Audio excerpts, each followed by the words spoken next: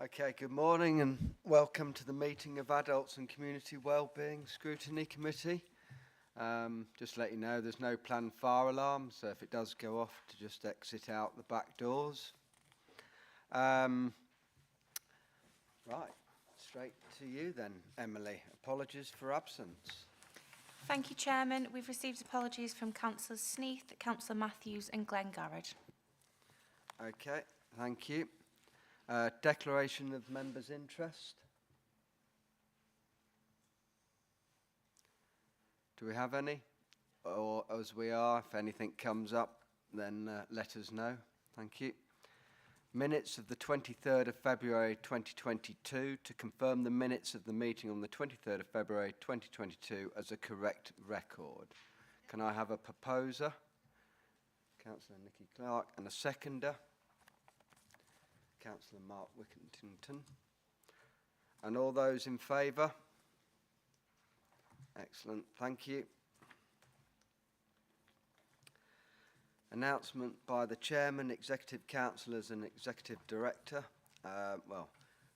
Glenn's away, so first off I will just remind everybody that after the committee meeting we have a short break of half an hour, and then we will go into the session on community strategy and volunteer sector.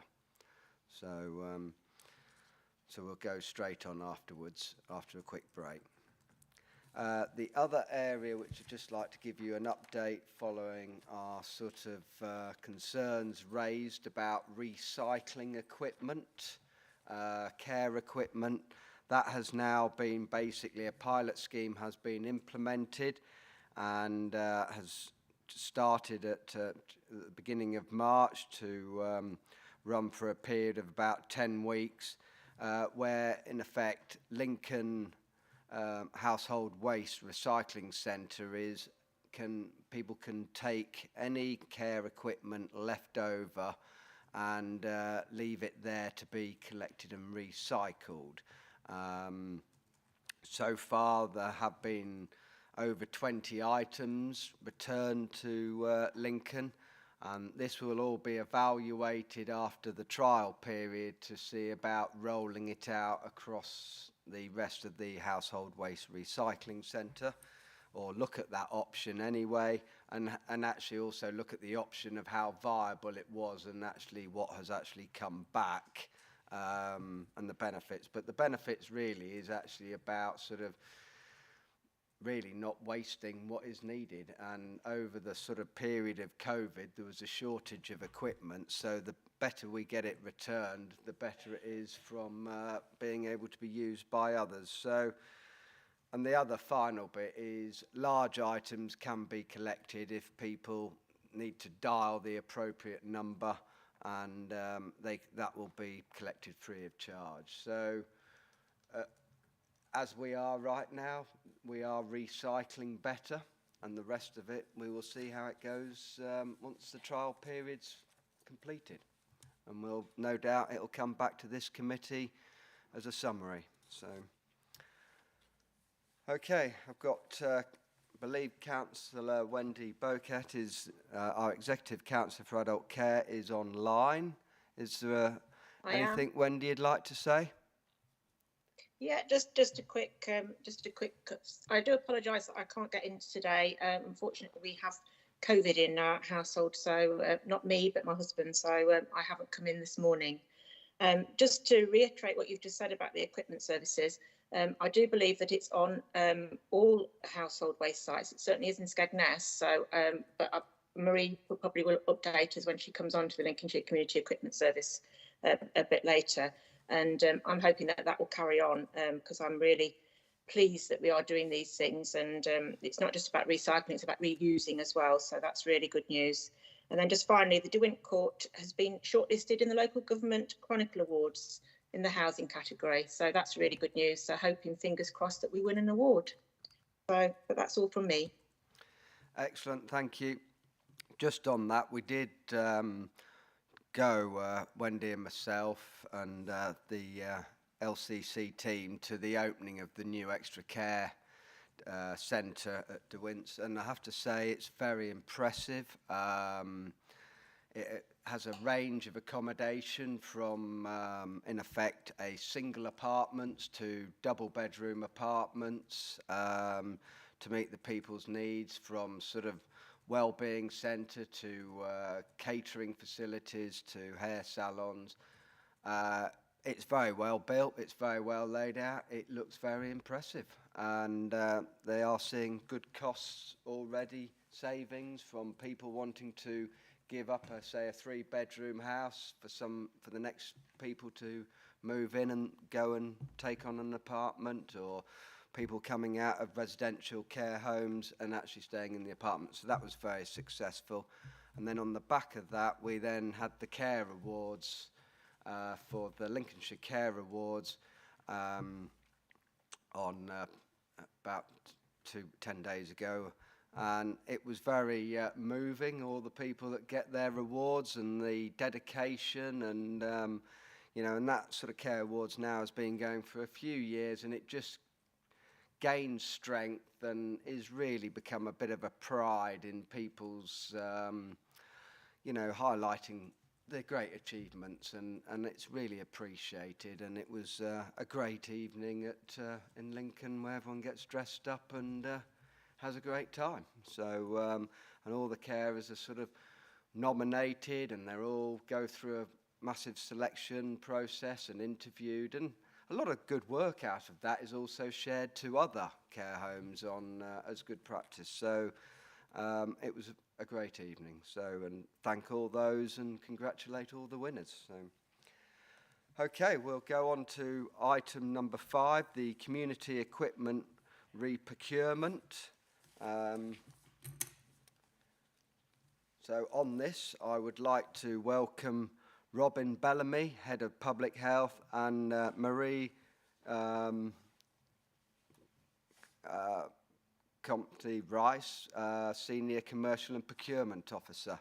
Don't know who's actually, are they both on teams? Yes, we are. Yes, Chairman. Brilliant. Welcome.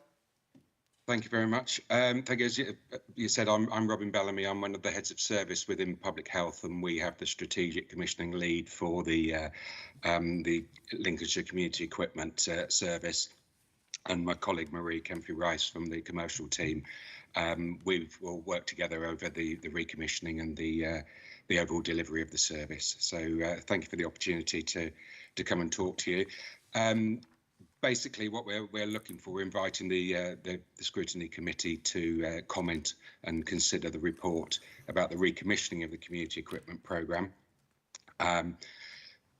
What I will do is give you some general overview of what the programme is about, look at what our recommendations are, what the options we've considered are, look at some of the successes or some of the areas that it's supporting the broader health and social care system, some of the challenges that we've experienced, particularly over the last 4 years, bit of the review of the service review that we've undertaken as part of the commissioning cycle, as you would expect. And there's 6 main proposed changes from the current provision that I'd just like to give you the overview on. Then I'll hand over to Marie, who will talk about the detail around the demand and financial management, the commercial model, risk, etc. So if that's okay with everybody. Fundamentally, the Lincolnshire Community Equipment Service, known as LSIS, is the equipment loan service. It meets health and social care needs for a range of people, both children and adults. We've had the service for a long time. It's jointly commissioned between us, the council, and the Lincolnshire Clinical Commissioning Group through a Section 75 agreement. For the £5.8 million budget that we've had for this year, the contribution is 46% LCC and 54% for the CCG, to give you a perspective of how the budget is pulled together. The contract's been running for the last 6 years. It was an initial 5-year contract, but we've looked at using the possible extensions. So we're particularly through the last couple of years with COVID, because the the community equipment service has been so important in our response to COVID, and helping people get out of hospital, etc., and prevention, that we've maximised up to 31st of March 2023. Hence the reason we're going through this at the moment. We've done a comprehensive review, as you would imagine. There are two main areas that I'll touch upon that make this different, or propose different service for what it is now. One is the inclusion of the NHS wheelchair service. The other is the removal of the telecare element that is currently in this this current contract. Okay, so what we're looking for is for executive on the 4th of May to approve for us to go out to procure a community equipment service that does include the wheelchair provision, also has a element in it that enables us to, in future years, include some disabled facilities grant pieces of equipment such as stair lifts. There's been a lot of work done over the last few years working with the district councils around the disabled facilities grants and how some of the services there fit better with a more of a logistical service such as this current one that our current provider, NRS, which is Nottingham Rehab Supplies, deliver. So we're looking to include that as well, or the scope to do that as the system develops.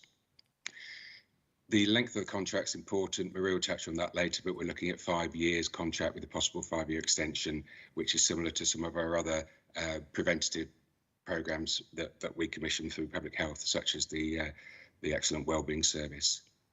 We're also, as I said, we're looking to decouple the telecare from the service and procure a 2-year service for that, because that will link in with our technically enabled care programme that is being worked up through adult care and community wellbeing. And as you would expect, we're looking to delegate this to the Executive Director of Adult Care and Community Wellbeing and the Executive Director. We've looked at not doing any reprocurement for this and not actually having a service. That would really go against our responsibilities under the Care Act 2014. That's fundamentally the legal side of it. The other side of it is the pressure that would put on the services of adult care and the NHS for not having equipment to have people be able to be at home and live independently, etc. would just be, the whole system would fall down without that. We've looked at extending further, and as I've said before, we've matched that out, so there's no legal basis for us to do that. So it's basically we do or we don't. So as I mentioned, because of the service is a key preventative service, looking at that, how that works with the first home principles, how that works with discharge to assess processes, the fundamental preventative approach that people living independently, living in their own homes as healthy as possible for as long as possible. This service really supports that. It also supports the difficulties that we've known before COVID, but experienced far more during the last couple of years, the hospital admission and discharge, all of that pressure on home care services, all the pressure on the A&E, etc.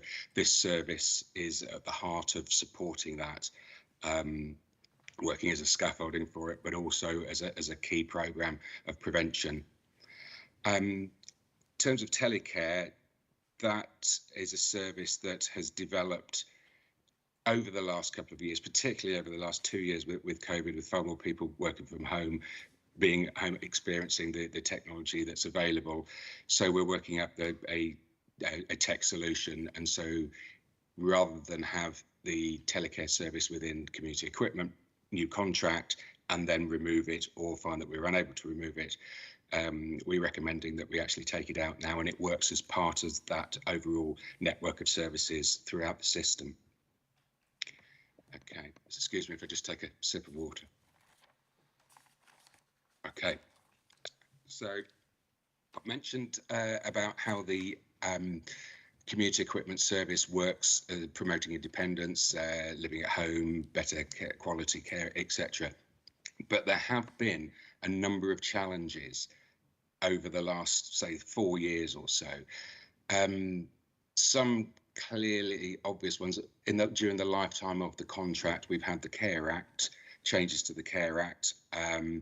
Brexit has had a major impact on the service, whether that's changes in legislation that the provider has had to follow, the logistical services, the supply chain, very much the cost of equipment that comes across from other parts of the world, not only the EU, but China as well. I had a discussion with the chief executive of NRS, who was saying that he didn't know whether he was going to have any equipment on the tanker that was due to arrive at the port, and then if it did, he didn't know whether he would have a lorry to actually collect it to deliver it to the sites. So the provider's been experiencing fundamental problems of logistical problems. There's also this sustainability agenda that we've worked on around the carbon footprint, waste reduction. As Chairman, as you mentioned earlier, and Councillor Bowkett added as well, that recycling is so important with this programme of work, and you'll see a bit later one of the reasons why is we've changed one of the models that makes recycling part of the contract and an incentive for the provider to do, whereas the current contract, unfortunately, that isn't there. There's also the change in demographics and ageing population that has an impact on virtually all of the services that adult care and community wellbeing provide. Growth of services, we've seen such an increase over the last few years, particularly as the systems change, discharge to assess, etc. So we've got that ever increasing number of people coming through the door, which is the reason for one of the reasons for making the service far more efficient. And coming back to the recycling side as well, so we're not purchasing new equipment when there's equally good equipment in the community that we could get back. Again, we all know about the increase in the heating bills last week. That impacts on our providers as well, and obviously the fuel charges and the delivery costs and things like that. And all of that is pre-COVID. The impact that COVID has had on the service has been immense, as I've mentioned. But one thing I would like to say is that NRS have been extremely flexible and positive in the way they've worked with us across the council and within the broader system. And part of that is down to the work that our partnership manager, Prashant, who unfortunately isn't able to make it today, some of the work that he's done in developing that partnership work across the system. And he's done it in a much smaller team than a lot of our other sort of border counties have. For example, one Nottinghamshire, I think it is, have 15 members of staff in the team to deliver this. We have 4. So the money is going to the service rather than through staffing costs, etc. Okay. I've talked about the service, and I'm sure you all have an understanding of the logistical side of it, of the purchase of the storage, the delivery. There are 3 areas around the costings that we have found during the lifetime of this contract that have proved difficult or restrictive, or we know that we can do better in a newer contract. The first one is, and it links in with the recycling, is at the moment it's a 100% equipment credit model, and that Marie will explain that in a bit further detail. But changing that and giving the incentive, as I mentioned earlier, for people, for whatever the provider is, to recycle is really key on this, and that approach is going to really support the better use of the limited budget that there is for this. It will also reduce the fixed management fee and a profit margin element to the current contract, which has always proved difficult at certain times. The providers also paid a fixed cost for certain elements of the contract as well, and that's coming out. So what we're doing is making it far more streamlined and transparent the way the service is funded from the provider perspective and the equipment. Because at the moment, the the equipment that is prescribed is allocated to either the NHS or to LCC. So it could be that the NHS prescribe a bed which is actually costed to LCC. So we have an unusual system, which again is going to be changed as we move into a true pool budget perspective, where the prescriber prescribes the equipment and it comes from the contract, the pooled budget. So that's going to smooth that as well and help improve prescriber behaviours. Okay. So moving on to the service review, we've gone through a number of work streams, 8 work streams, as you could see in the report, over the last 18 months, led by a range of people across LCC, including obviously our legal team and senior financial team as well, who were hoping to be here, but unfortunately, due to COVID, are unable to. I won't go through each of the work streams because they're fairly self-explanatory. But what I would like to do is just go over the 6 main changes that we're looking at. Some I've already touched upon, so I won't go into great detail. So broadening the scope of the service, introducing the wheelchair service, and bringing in the possibilities under disabled facilities grants such as ramps, etc., stair lifts. That's a key change to the service. There was talk about the wheelchair service last time we re-procured, but unfortunately the NHS weren't in the position to do that at that time, where they are at this particular moment in time. So it's ideal to do that. It will give us a one-stop shop equipment service and very much go into that flexible way of working for prevention. I've talked about the commercial model changes, and Maria will talk about that in a bit more detail shortly, but that is a vast improvement on the contract that we currently have from a financial perspective. True pool budget, as I mentioned before, we have a 50-50 split, and that will be underspend or overspend. So rather than having to trawl through all the spends month by month to see which budget it should be allocated, LCC or the NHS, it will be at the end of the year a overspend or underspend 50-50 split. We've been working towards having a true pool budget for a number of years, so it's really good to see that the agreement's been reached between us and the NHS. Mentioned earlier the contract duration. Again, we're looking for that to be a longer contract. Aligns with the wellbeing service, sort of more complex, potentially changing service, but needs to flex to the needs of the end users and the system very much so, as we've seen through COVID.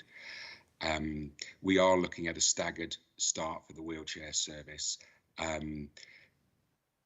We don't want to mobilise too much all in one go, fundamentally, and particularly if we have a new provider, then or change of provider, then that's it's very difficult. And what we don't need is a drop in service levels for our end users and prescribers. So the specification improvements, that's tightening up some of the bits that we've picked up over the last year, or the duration of the contract, that need changing, that needs tightening up, such as the work with peripheral stores, which we've done a great lot of work on, and it's very clear what that needs to be in the contract. Things that are called non-contract specials, so where we have to get a piece of equipment that is unusual, how we actually use those and to reuse them, etc. So that's a tightening up of the current position. And as I mentioned earlier, the decoupling of the telecare service is a key area. Okay, I'll take a pause there and hand over to Marie for the demand and financial modelling element and the financial side of things. Thank you. All right, thank you. I'll just remind the committee that we need to pass any observations or comments back to the executive. So are you coming in now, Marie? Yeah. Okay. Right, so in terms of the demand and the financial modelling, then you'll see in the paper that table 1 in there suggests that there's been an increase of 4% in terms of spend year on year. And the more detailed financial analysis of that shows that that comprises more people entering the service and more expensive, complex equipment. As people are living longer, they've got more complex health issues. So the service also saw an increased demand in result of the as a result of the pandemic, and that was again seen as more complex equipment, but also more urgent service levels in order to facilitate the quicker hospital discharge. NRS also took a key role in the distribution of the PPE and the lateral flow tests, etc. And so the pandemic and Brexit particularly highlighted the importance of the flexibility required within this service and the need to be able to adapt really quickly to changes in demand, but also being responsive in terms of managing some of those unforeseen cost implications. So in terms of future, in summary for demand, the Home First principles will continue to be that direction of travel, and also the accelerated discharge pathway is likely to remain. So there'll be continued growth within this service, and that's forecast to continue at around 4%, which takes into account the increases in the unit costs and also, like I say, the increased number of people entering the service.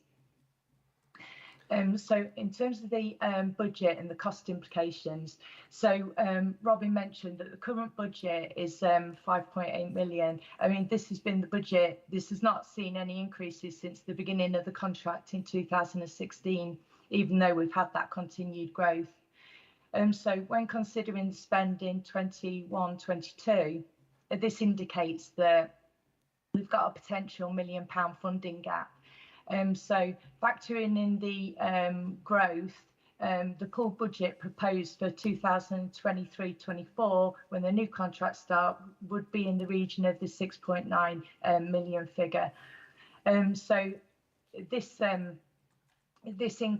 would cover the cost of the increased unit costs, the service specification improvements, and that increased demand that we're seeing year on year. So we're currently in discussions with the CCG regarding all those health-related costs of the budget, and also with their view on future demand, prescriber behaviours and health pathways. So whilst we're assuming this increased budget, the financial modelling that we've done that underpins the proposed new rebate model indicates that through improving the collection of equipment that's currently out in the community and the wider initiatives that focus on that, recalling the equipment, recycling that equipment that's out there, those efficiencies are forecast to meet that continued growth in demand. So, like Robin said, in 2024, we've got the wheelchair services that are intended to come in under the umbrella of ELSIS. So the funding for that will transfer from the CCG. So that's currently 2.8 million a year. And that will not only contribute to the directive for integration of health and social care, but that will also create further efficiencies in the contract through having one provider, shared premises, and also a better service user experience, because we've got the one-stop shop for equipment, we've got the seating clinics, the training facilities and demonstration of equipment, etc. On top of that, there's also proposed measures in the new contract whereby we're not only capturing any tangible savings, but we're also we're looking at individuals' outcomes and quantifying them in terms of cost avoidance to the whole system. So we're capturing where the service is a key enabler that's helping facilitate hospital discharge, that's helping to avoid hospital admission or long-term residential care. And like I say, just quantifying those cost avoidance measures.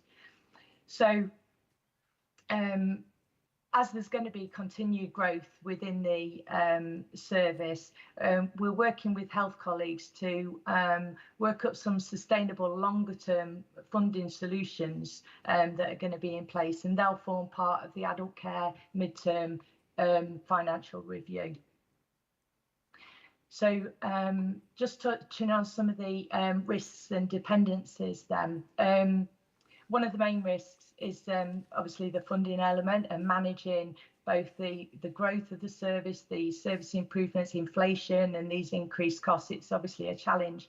But in order to mitigate that, we think the introduction of the rebate model and the initiatives around collection will really aid in that respect, and the wider scope will bring those further efficiencies. Another risk is around the limited market. So the community equipment providers, it's a really small market. There's probably 3 or 4 key players. But we have engaged with them throughout the review stage and the pre-procurement stages. And we've determined that there is definitely an interest in bidding for Lincolnshire services. Another risk is the inclusion of the wheelchair services.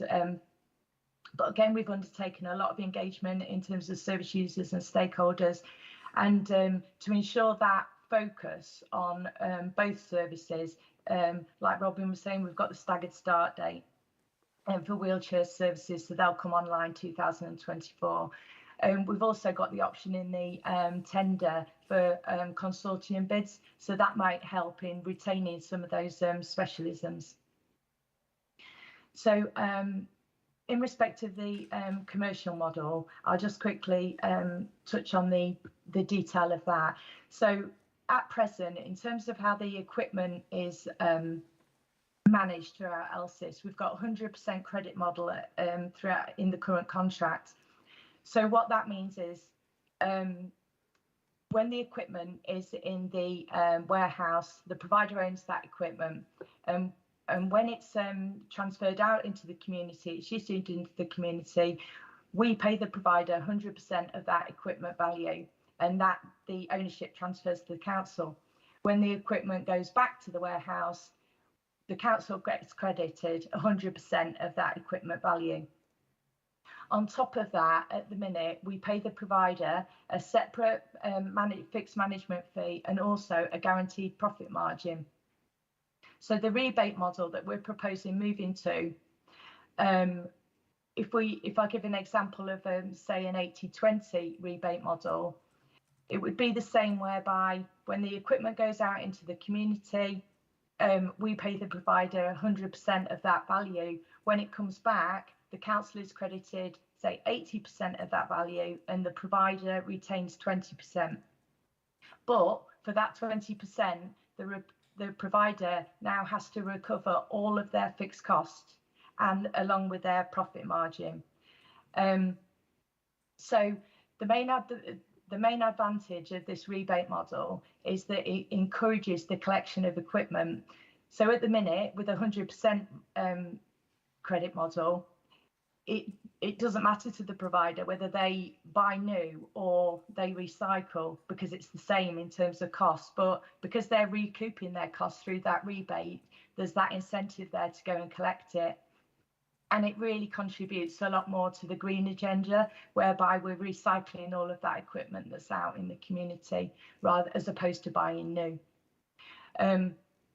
So moving forward, we're no longer going to have those separate profit income streams of profit and the management fee. The other cost element to the commercial model is the service levels, the activity levels. So for the deliveries and the collections, etc. So they're a fixed cost that would be added on. In terms of the wheelchair services, that will start off with a different. They currently operate an open book block basis payment for the wheelchair services. That's going to continue, but we will review that throughout the contract to determine whether it's more appropriate to be aligned with community equipment and adopt the rebate model. In terms of payment and performance, the provider will be paid monthly, and the invoices will be reconciled on the basis that I've described in terms of the community equipment and the wheelchair services. So there'll be a comprehensive, robust performance management framework, and this will be embedded into the contract. So the management information and the key performance indicators are currently being worked through, but there's likely to be targets around collection levels, there'll be targets around the recycling, and there'll also be a potential pain and gain mechanism there in that respect. And there'll also be service credits that apply to certain KPIs in terms of their service levels. Is that, are we there? So, I think we're there. yeah, now. I think the other aspect, yeah, we've already touched on. Yeah, thank you. Okay. Are you presenting to the executive when it goes to the executive? Because I would just consolidate your message to the executive, make it a bit shorter, because I think they'll run out of time if you're not careful. Thank you. Thank you.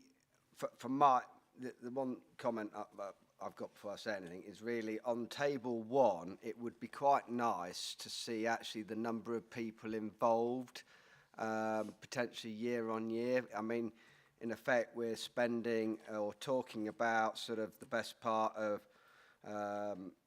10 million on a category products.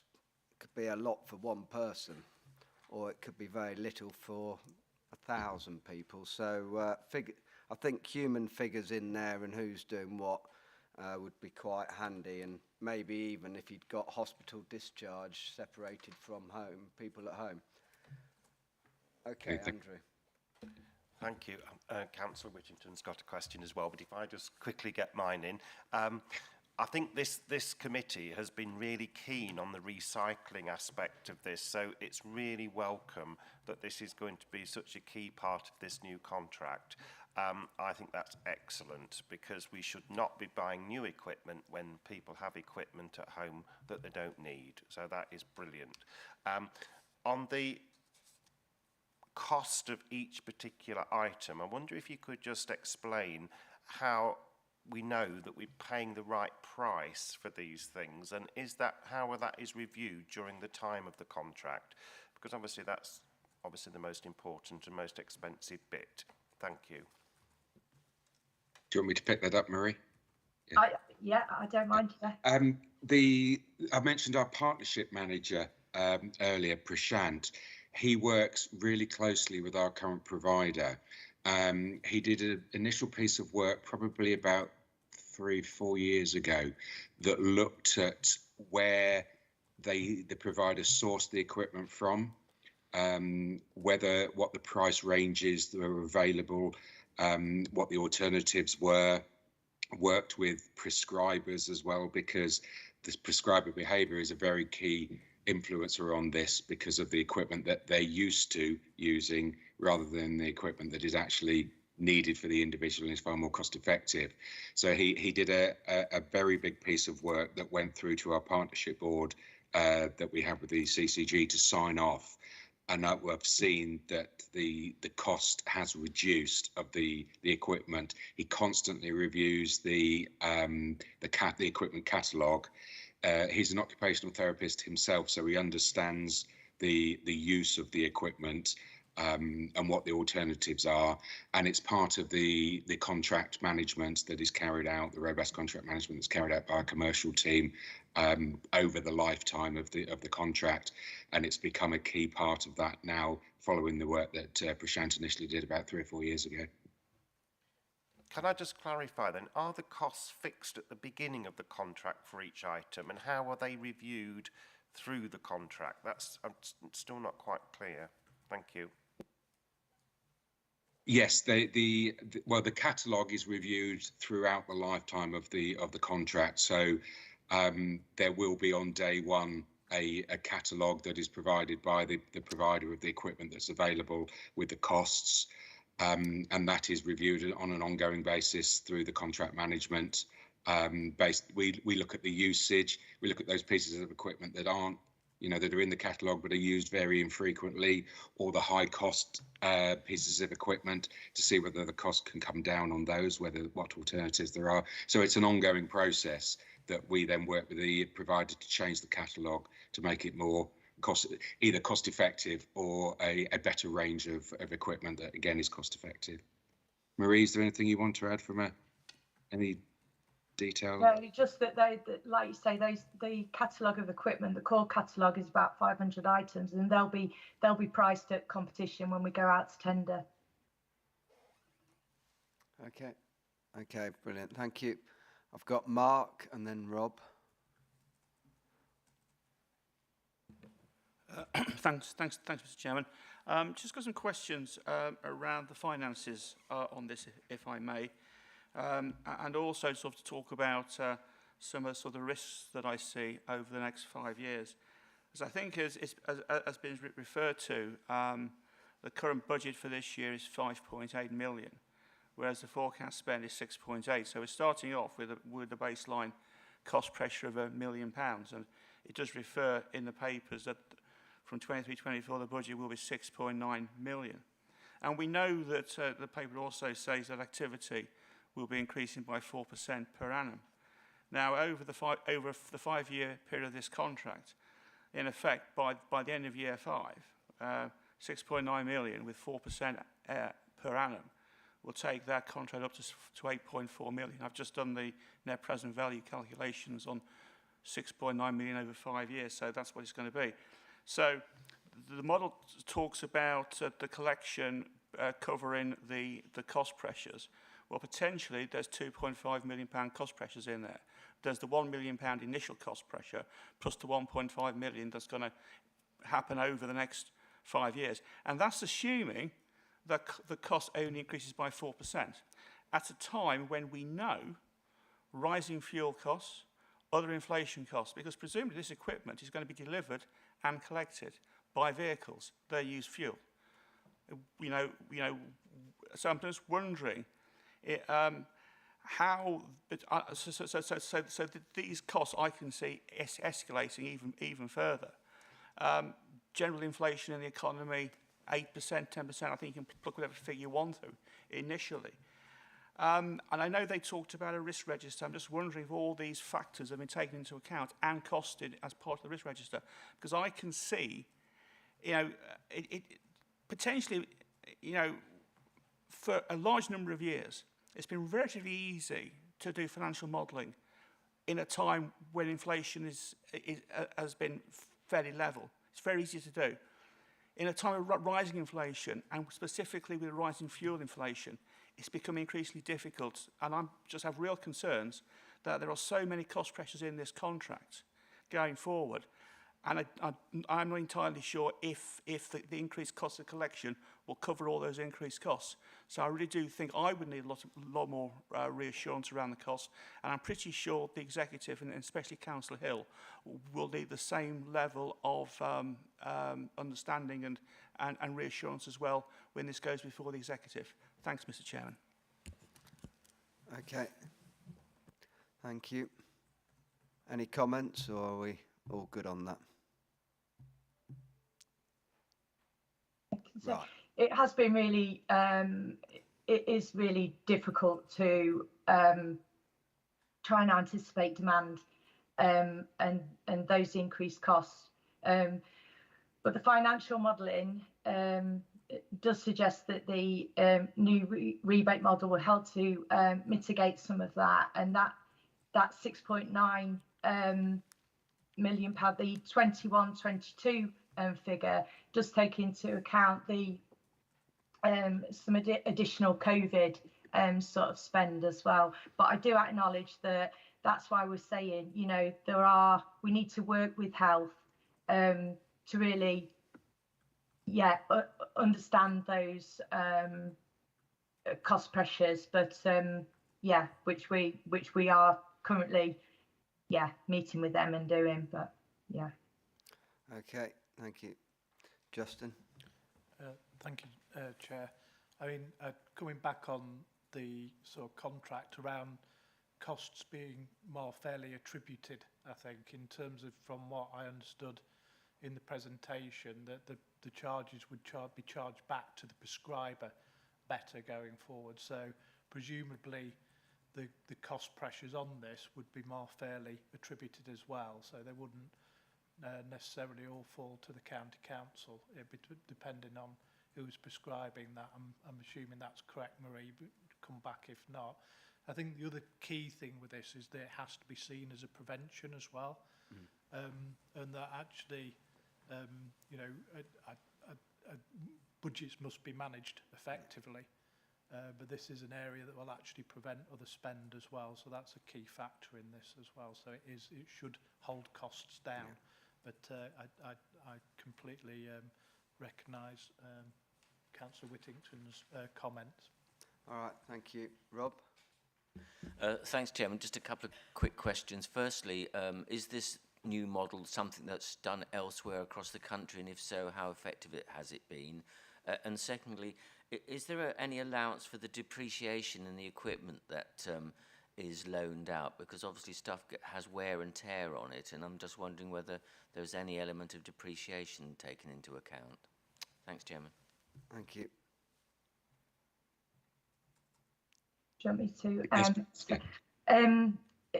Yeah, the rebate model, there's been a shift in the market, and the rebate model is the model that most of commissioners are now using. So we engage with Leicestershire, Nottinghamshire, Derbyshire, all use various rebate models. Yeah, to that point. In terms of the depreciation, the way that the model will always work on the initial outright purchase of the equipment value, if you like. But there's an acknowledgement that obviously as the equipment is recycled more, it will not be fit for use, you know, a number of years down the line type thing. But the model works on the initial outright cost of the equipment. So depreciation isn't taken into account in terms of the rebate model. Okay, thank you. I've got Marianne, then Mike. Thank you, Chairman. I think I agree with you about the length of the production, but it does seem to be a lot on the presentation for us to take in. It seems to me that they're proposing a 15% increase for a 6% increase in work and an increase in the specification. What I can't see is the specification. What I'm looking for is, if I was, you know, on the receiving end, I would like to know how timely is the delivery of the material, you know, of the equipment. Does it come the next day? Is there something written in the specification about that? And also the collection, certainly. You've got that, I think you say here that on average something like 1,000 of many of the things are produced. It's on page 27 at the top, and 850 come back, so you lose about 150 every time. Is that what it says?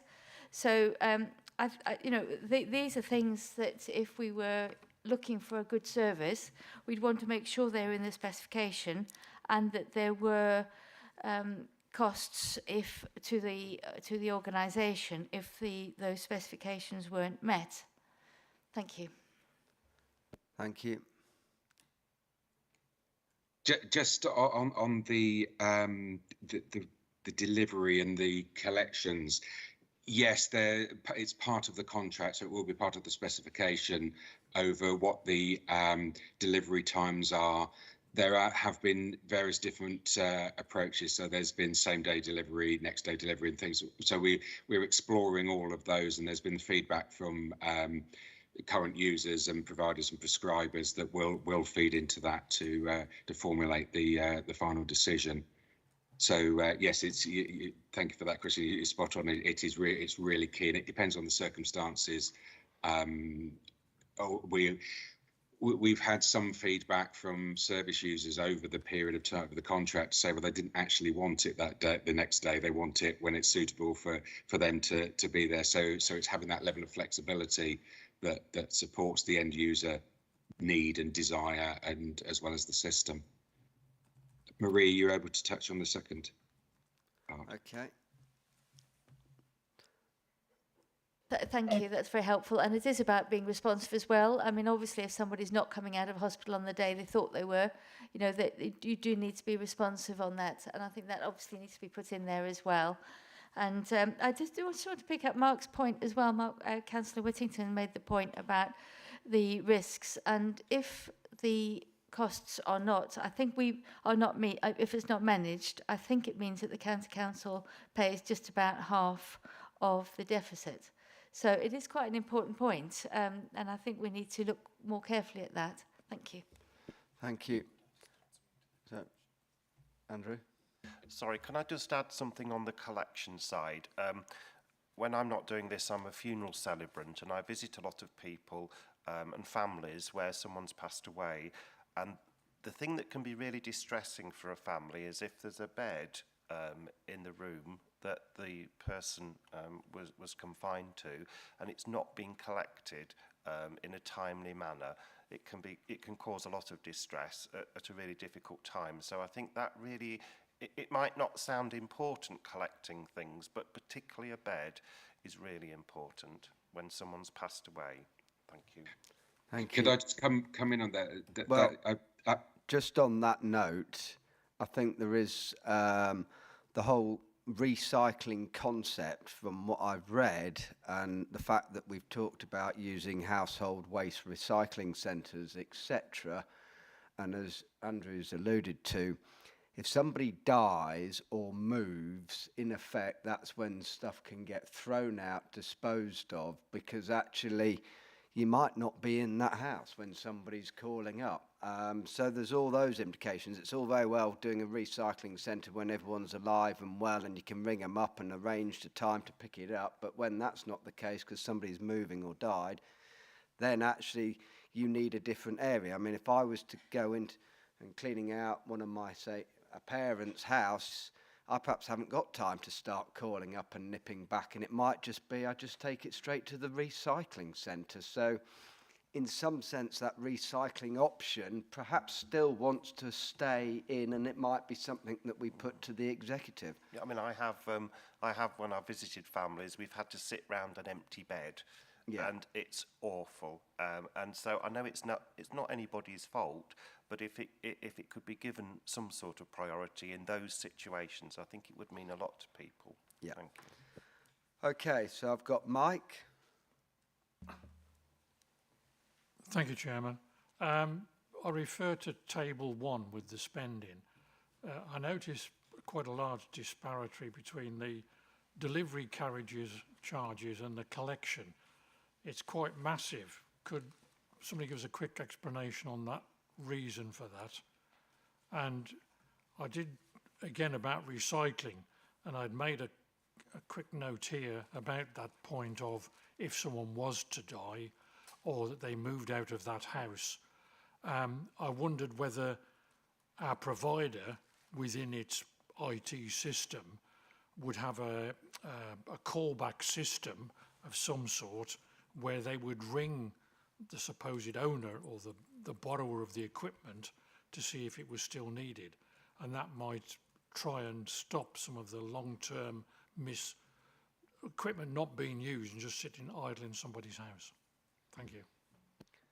Okay, I mean, in some sense, there needs to be like a one call, isn't there? If somebody has moved or passed away, then in effect, somebody needs notifying, otherwise you wouldn't know who to call, would you? You could see a fancy bed and leave it. I wonder whether that when the equipment is handed out, do we give them a guidance notes, for collection or disposal of the equipment?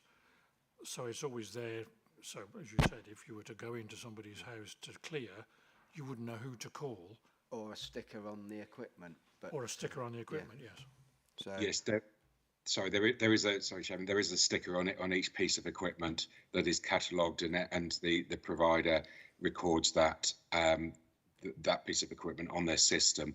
Our current provider has just introduced a new enhanced system for better recording, and totally agree with having the priority of the collection of equipment. And I've personally had the discussion with the Chief Executive of NRS just in the last month around this, and was pleasantly assured that they are treating each particular case on an individual basis. And part of his approach was it depends on the individual, because they've had experience where they've been in to collect a bed just after somebody had unfortunately passed away, but the family didn't actually want that intrusion at that particular point in time. So so it was down to what the customer needed. But I totally agree, having had personal experience of it, the sooner that particular bed is out of the room, the better. So that will be part of the specification and the evaluation. Okay, thank you. Tracy, and then Mike, you want to come back? Thank you, Chairman. Hold on, Tracy. I think Mike wants to come back.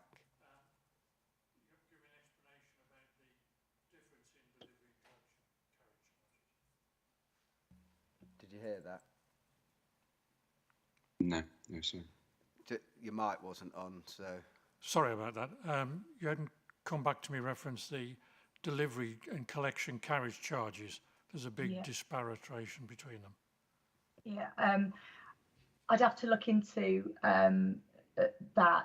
Those will be combination of all the service levels. So for deliveries, for instance, we've got, you know, urgent delivery, emergency delivery, 2-day, 5-day. So I'd have to look into that in further detail and get back to you if that's okay. Okay. Tracy? Thank you, Chairman. What sort of scope are we going to be giving to the provider about? I wouldn't want anyone to not have everything that they need, but to me, if the provider's profit is now coming from that rebate element, to me, the more equipment given out, the more of their 20% that become available. So that could potentially lead to more equipment given out because there's more opportunities there of the 20% to cover their costs and be their profit. So are there any examples of other councils that have gone from a fixed to kind of this rebate model that we're doing and actually seen an increase in equipment being given out due to it? So that one, and then just a tiny small one.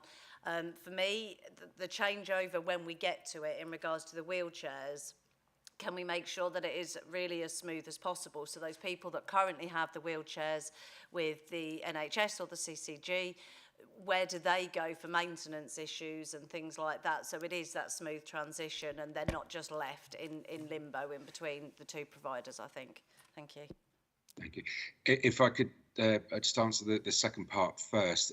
Yeah, that's one of the reasons for having a staged introduction of the wheelchair service into this. So the mobilisation of both the commuter equipment side of things and the wheelchair side of things are as smooth as possible. And that's work that we've been doing with our NHS colleagues around making sure that is that happens, because that's one of their priorities and one of their major concerns as well. As far as the delivery of equipment and the 20% scenario, it's actually prescriber behaviours that influence the delivery of the equipment. So the provider will deliver what is prescribed by the NHS or adult care or LCC prescribers. So we are constantly doing work with the prescribers as well, so they understand the, you know, rather than a gold star piece of equipment that they may have been prescribing for a number of years previously, when money wasn't as difficult as it is now, then that behaviour is constantly looked at through our partnership team. So it wouldn't be the provider who would actually be in effect prescribing the equipment and taking advantage of that. Okay, thank you. Nikki? Thank you, Chair. Thank you very much for the presentation. It's just a small request, actually, on the report regarding the complexities around the telecare care.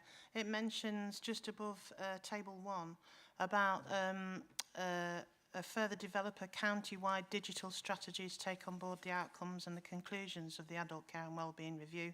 It's just, if we're looking at a digital strategy, I would like to see the outcomes of that that particular investigation come back here.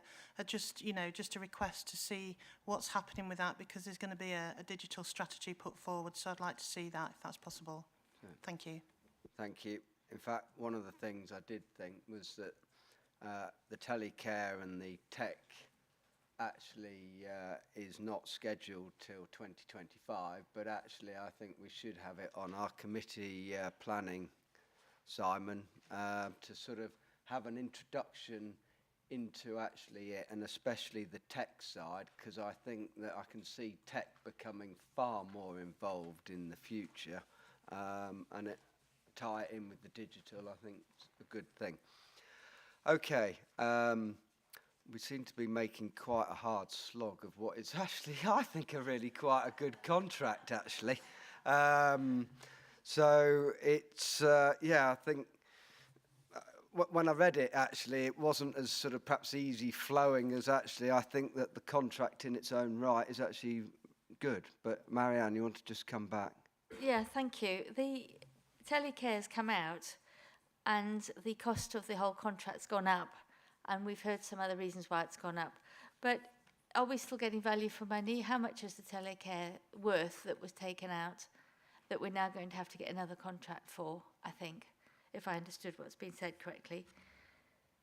Yes, if I could come in on that one. The telecare funding was totally separate to the community equipment budget. So it's exactly the same budget that, so it's not reflected in that funding. So it was added on previously at the beginning of the last contract. So taking it out, the budget travels with it, if that makes sense. So, That's fine. Yeah, that makes sense. And can I just ask what the profit margin was on the previous one, and whether there's an increase in the profit for the suppliers?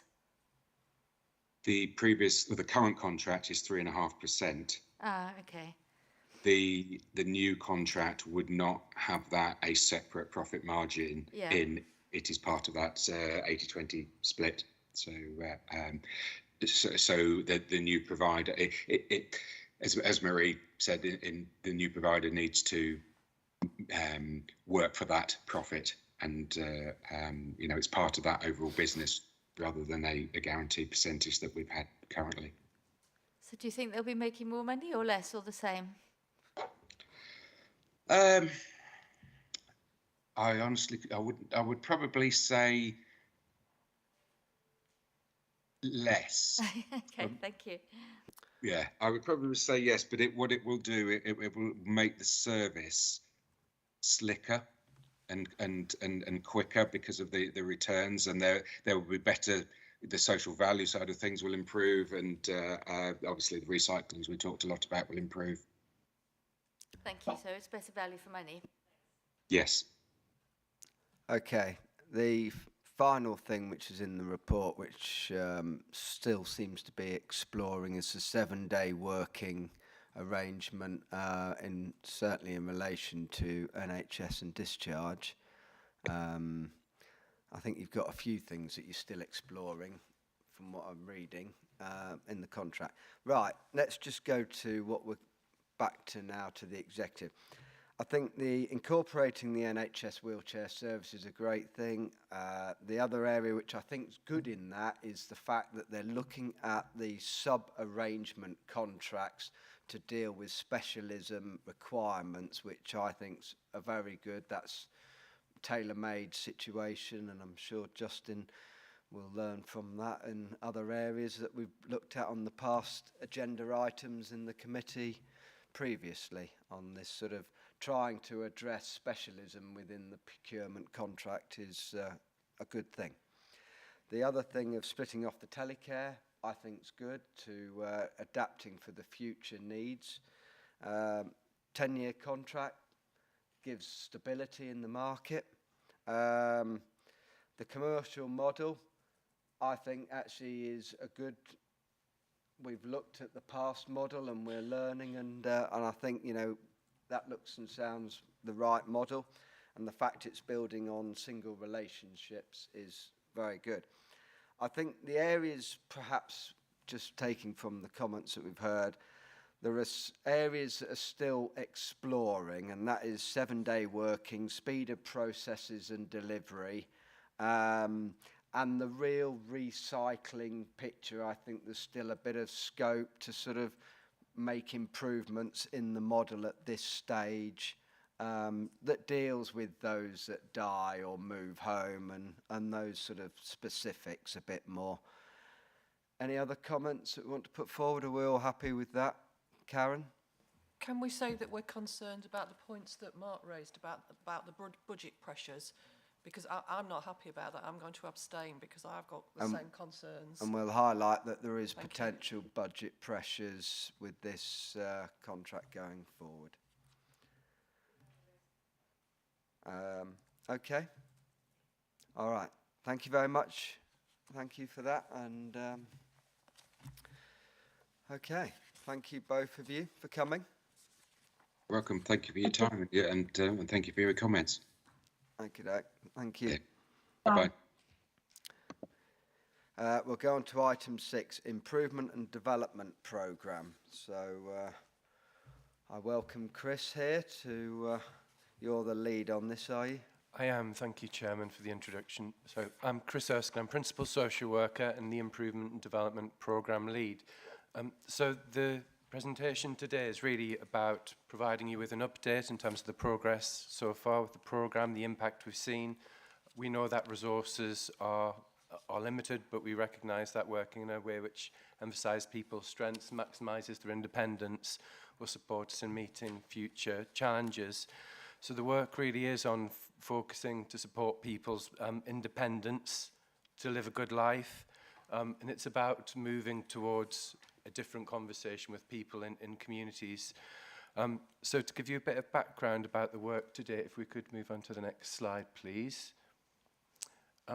So over the last 12 to 18 months, we've been working to identify where there are opportunities to intervene earlier, to think about actually how we can trial some different approaches across adult care and community wellbeing, and actually developing an ambition and a cost and demand trajectories as well.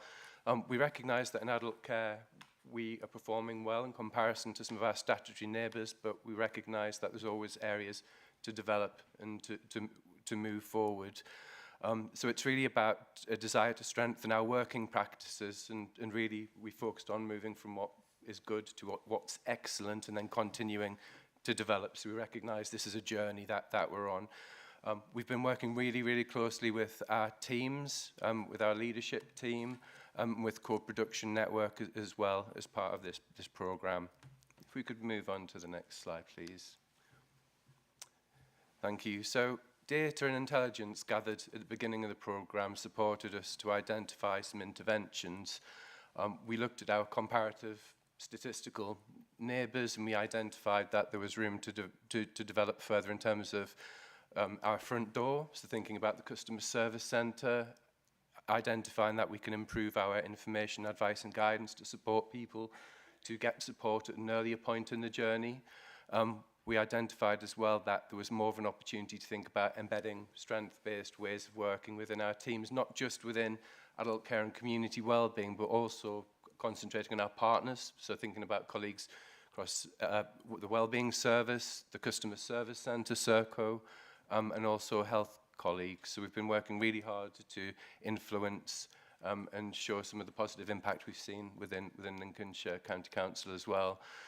We also recognised there was an opportunity at the point of review when we work with people. So when we looked at our neighbours, we found that actually we believe we can do more. When we go and see a person after they've had some long-term support put in place, to actually think about, can we achieve the things that they want to achieve in a different way? So thinking about what's important to them. Is there a way to do something that's less intrusive? That could be through the connecting them with the communities. It could be through the use of technology, which has been mentioned earlier. We've seen some really positive impact there. So that's been a key piece of work for us, and we've seen some impact, which I'll share with you as well. We've been working with our own teams, so that's included adult frailty long-term conditions teams. So that's older adults, younger adults. We've been working with learning disability teams, colleagues at LPFT as well. We've got some ongoing work at the moment with our occupational therapy teams, and we're due to start some work equally with our safeguarding teams as well. So it's a large programme of work. So, as I said, the direction of travel's really been informed by that close contact and learning from what our practitioners are telling us. So at the beginning of the work, we actually spent time to undertake surveys with teams, observations of practice, staff surveys. We looked at customer feedback, and we also looked at over 120 customer journeys. So thinking about the situations people found themselves in, we spent time to really unpick that and to think about actually where could things have been done differently to support the person to stay as independent as they possibly could have done. And if we could move on to the next slide, please. So that work supported us in terms of defining a new ambition for the service. So we've talked about some of the areas where we believed we could have impact, but we actually talked about, well, what's a new ambition for the service? Is it about just providing support to people, carrying out assessments and reviews, or is it actually about supporting people to deliver a good life? So this is really about achieving good outcomes for people in the community, but having the best possible practice that we can do in order to do that. So it's really about behavioural change. So having our teams think differently about how they interact with people. So it's not about always somebody coming to adult care and having an assessment. It may be that they can be supported at a much earlier stage so they get the right support at the right time in the right way. And that essentially means we free up capacity to support the people that really need the support. So some of the key things in here we talked about was about what it means to local people, what it means to our workforce, what it means about having a fair and sustainable financial approach, and how we organise ourselves. I appreciate the text's a little bit smaller. Hopefully you were able to see it in the papers before it came here. But as you'll see with our workforce, it's very much about the things that we do support people to live a good life, and that we support people to understand what works well, not just what they can't do as well. And that's where we've seen some of the most impact with our teams.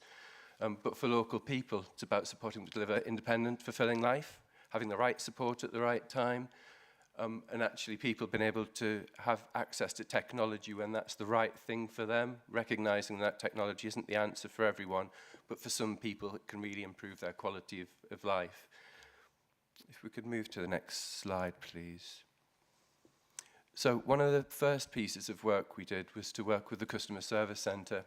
This was evidence-based in terms of our statistical neighbours. We found that there was more work could be done to resolve people's challenges at an earlier point. It was very transactional initially in terms of somebody would call the Customer Service Centre. Lots of those people would then progress through to an adult care operational team for an assessment. We found a lot of those assessments didn't need necessarily to go on for formal long-term support. So we spent 6 weeks, actually 6 to 8 weeks with colleagues at the Customer Service Centre to really change their way of approaching a situation. So instead of when the person called in, them saying,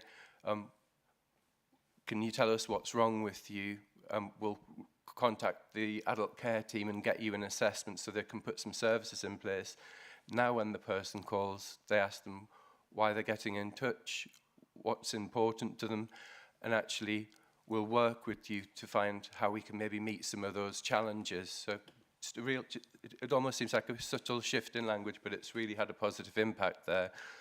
There's an example of someone who contacted the Customer Service Centre, and it was a 100-year-old woman, and the contact came through actually from her GP surgery, and the request was almost for residential care for this person. Through a different conversation at the Customer Service Centre, the advisor was able to find out that she was really independent, and actually what had happened is she'd had a falling out with a neighbour, so perhaps some of her networks had broken down. And actually, rather than saying you need to go through to the social work team, they were able to utilise the wellbeing service at an earlier point and actually identify that it could support her through perhaps supported housing, and also through connecting with befriending services as well. So actually that supported her to remain independent and didn't require somebody to go into long-term care and support at that time. So we've seen lots of positive impact there. And if we can move on to the next slide, I can show you some of the statistics and impact. So this is a snapshot of some of the things that we're seeing. So we've seen a reduction in the number of conversations where people have needed to go on to an area team within adult care. We've seen that more people are actually being supported through conversations with the Wellbeing Service now. The number of people that have needed to go on to long-term support from assessments has also reduced over that time, and we've seen a reduction in the number of people that have required long-term support. We have to acknowledge that the full impact of COVID is not fully understood yet.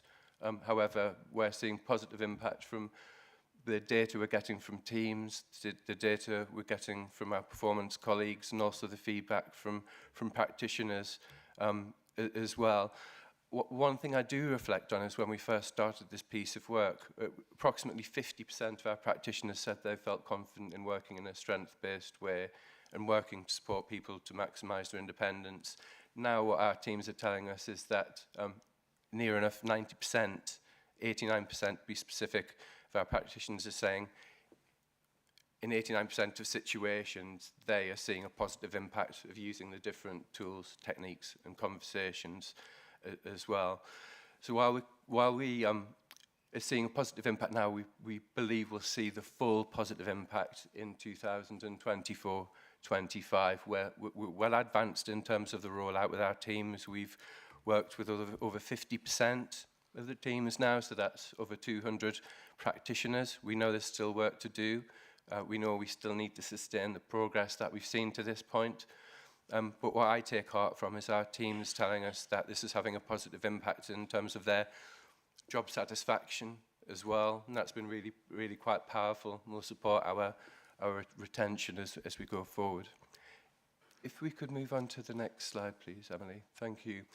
So I have to apologise for the amount of text on this slide. The slide was submitted, so I couldn't change it. In hindsight, I would reduce what's on there. We've talked through some of the things that we've been doing about moving from good to excellent. So there's that reframing of the ambition, the winning the hearts and minds of our teams.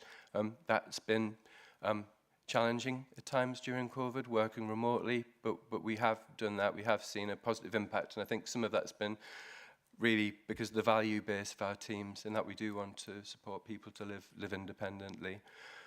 We know that to continue and sustain the process, we've needed to transfer some of the skills from Empower. So we've had a small delivery team that have been skilled up over a period of 6 months, and they're now the people that are actually running with that. So what it means is that as we have new people coming into the organisation, we can continue to sustain that approach and support our partners as well, whether that be Serco. We anticipate later in the year we'll be working with carers services as well and be able to see the impact there.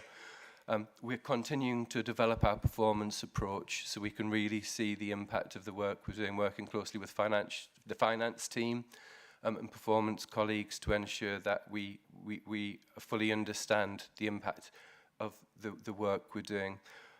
The overall programme of work is contributing to the medium-term financial plan.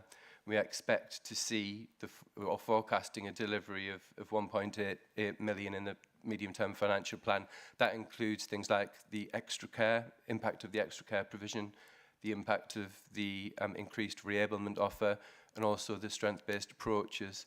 That's split across 11% in 2022-23, 22% in 2023-24, and the remaining 67% in 2024-2025. But maximising people's independence is a critical priority for us to be able to help sustain the support we provide for people in the community. So it really is focused on getting people the right support at the right time. I have a final case study to share with you. Again, I think this just really brings to life the work that we've seen teams do. So this particular example was a man with MS that it impacted in terms of his memory. when we were initially contacted, he was in receipt of 4 calls a day, and the provider that was supporting was having some real challenges in terms of meeting his needs. And they were actually asking for an increase in support. Very early on, through one of the trial team practitioners, they were able to identify with him that he really wished to remain independent. He found it quite intrusive, people coming into his home. So the practitioner was able to work with him to think about, again, what's working well in your life, what's important to you, what do you want to achieve? And it was identified that actually he wanted to be more part of his local community. They talked about some of the challenges he had around his memory difficulty. So it was things like appointments, it was things like setting reminders for when people were actually coming to visit him. And that's what was causing some of the challenge, because he would perhaps go out, somebody wouldn't be there, so it was almost a bit of a waste of resource for the provider, and you could free up their time, and we know that we need that resource elsewhere. So the practitioner, because we'd been talking about the use of technology and use of things like smart speakers, felt more confident to have a conversation with him about how it could be used. So that was set up for him in terms of reminders. It was set up for him in terms of appointments. He could use that. And what we found was, rather than increasing support, we were able to reduce the number of calls he was having during the day down. We were able to reuse some of that support so we could access the community more independently, and we were able to see a positive impact in terms of the feedback that he gave and the provider gave as well, because it was a situation where there was a risk of breakdown, and practitioners really told us that it supported them to have a different conversation with people. So we really do see the benefits in supporting people to understand the strengths. We're seeing that come out in the data now. It supported us in managing some of the increased demand through the front door, the customer service centre. We haven't seen that translate into more long-term support in communities. I think had we not been doing the work, the risk would have been we would be supporting more people in long-term support. We do have to still recognise that there are challenges going forward in terms of releasing capacity within the building capacity within the reablement service. Housing is critical, that we have good quality housing and that we make the most of technology as well as we go forward. So I hope that gives you an overview of the programme of work to date, and I would welcome any questions, Chairman. Okay, thank you. Rob? Thanks, Chairman. I was particularly struck about particularly one of the case studies about loneliness, and we all know how that can really severely impact on people's well-being. Having run a befriending service in mental health services for a number of years, I was struck how, for relatively low cost, actually, you were delivering a service that greatly increased people's well-being. So I think this is really good news, and more power to your elbow, as they say. I think it is a demonstration of flexibility as well and creative thinking, rather than following down, sort of putting people into silos, as you might say. I think this is a very positive move. Thank you, Chairman.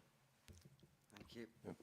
If I may, thank you, Councillor. I absolutely agree, and it's about having a proportionate response to people as well, so that our resources, which are limited, get to the right place at the right time.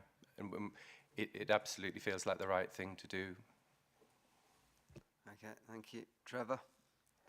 And then Karen. Yeah, thanks, Chris, for the presentation. 100% support in terms of what you're doing around the strength-based approach. I think we're very lucky in Lincolnshire of having excellent staff, really committed staff, and I think that's a reflection in terms of what you're doing in terms of your leadership, and I think we're very lucky in terms of that. My query would be is around the early intervention, if I was perfectly honest, and I think 9 out of 10 people would find access to social care very complicated. I would say a lot of GPs don't even understand the process. Certainly across the district councils, I think they're very limited in terms of their knowledge, in terms of how the process works. So I suppose that, for me, would be a weakness in terms of if somebody's presenting with a need around their care, how they can access that in a timely and supportive manner. And I think the pathway is very complicated, isn't it? Understanding that pathway, I think if we could provide more information out to communities, the better. I think it would be appreciated by the communities and families, etc. And I think it would help tremendously in terms of that earlier intervention, especially for older people and frailty, etc., where, you know, they're possibly 1 or 2 years before they actually get up to a point where somebody's contacted them for a point of assessment, etc. I suppose we all could share examples where, you know, that's not worked so well. And has that added to our cost, long-term cost? I would say it has. It certainly impacted on their ability to remain independent in their own accommodation. So I would play, that would be my plea, is that carry on the excellent work, but can we kind of think about how we can make that early intervention better without, I suppose, creating that over demand, more demand. But good, I enjoyed that. Thank you. Okay, thank you, Chris. If I may, Councillor, thank you for the feedback, and also I absolutely agree that the importance of good quality information and advice. I perhaps didn't put enough emphasis on some of the work we've been doing around things like our website, and going forward we've obviously got social care reform coming in. We're aware with the care cap we'll have more people coming to us at an earlier stage, so I absolutely agree getting that information and advice off of the care pathway, and also opportunities for things like supported self-assessment or peer reviews, so on and so forth, the things that we're looking at now and are forming part of the plans. But I think a key thing as well has been how we engage with our colleagues across the wider system in terms of what social care does. So we recognise that it's not about just assessments and reviews and providing services, it's different, but we need all of our colleagues across the system to understand that as well. So that's why we've been engaging with colleagues in other parts of the system in which we work. But it will be a continuous piece of work that we need to do. Thank you. Wendy, did you want to come in? Yeah. Yes, please. I'd just like to remind all our district councillors that we have the wellbeing service that anybody can be referred into. Unfortunately, our doctors and our practitioners don't seem to recognise this all the time. So us as district councillors and county councillors need to make them aware of it. And as I say, the wellbeing is excellent and they will refer into the adult services. Thank you. Thank you. Okay, Karen. Thank you, Chair. Thanks, Chris, for a really good presentation. I think in terms of outward-facing service delivery, there's some really good aims and objectives in there, and you can see that a lot of work's gone into it. So absolutely well done for that. The thing that bothers me about it a little bit is the other side of it, and perhaps I'm making a wrong assumption here. When you go to page 60 and there's that table about fulfilling lives and it says our workforce, for me, I'd like to have seen something on there about ensuring that our staff, I mean, maybe it's a given, but it shouldn't be just a given, it should be explicit. Ensuring that our staff work in a supportive environment where they can raise concerns and feel supported, where they've got access to training, where they have one-to-ones, where they can talk to the people who they work with and raise any concerns, because it's not in there, and it strikes me that it's not in there, and that worries me. I remember my first boss in the NHS used to say that her staff were her most important resource. And in social care, when you've got people on very low wages going out and doing one hell of a job, through COVID particularly, and I mean the NHS staff, we got a rubbish pay rise, but we got the claps, didn't we? Well, social care workers didn't even get that. You know, and I just think there should be more recognition, and it should be explicit in that bit about the workforce, about ensuring the staff's well-being. You know, you can't give them huge pay rises, but you know what, you can recognise explicitly their contribution. And I'd like to see that, but I'm not detracting from what you've done here because it's very good, but I just think that that is missing. Thank you. Okay, thank you. If I may, Councillor, I absolutely agree. In my role as principal social worker, a core part of my responsibility is to support an effective, safe working environment where people have opportunity for development. So I'm absolutely passionate about that.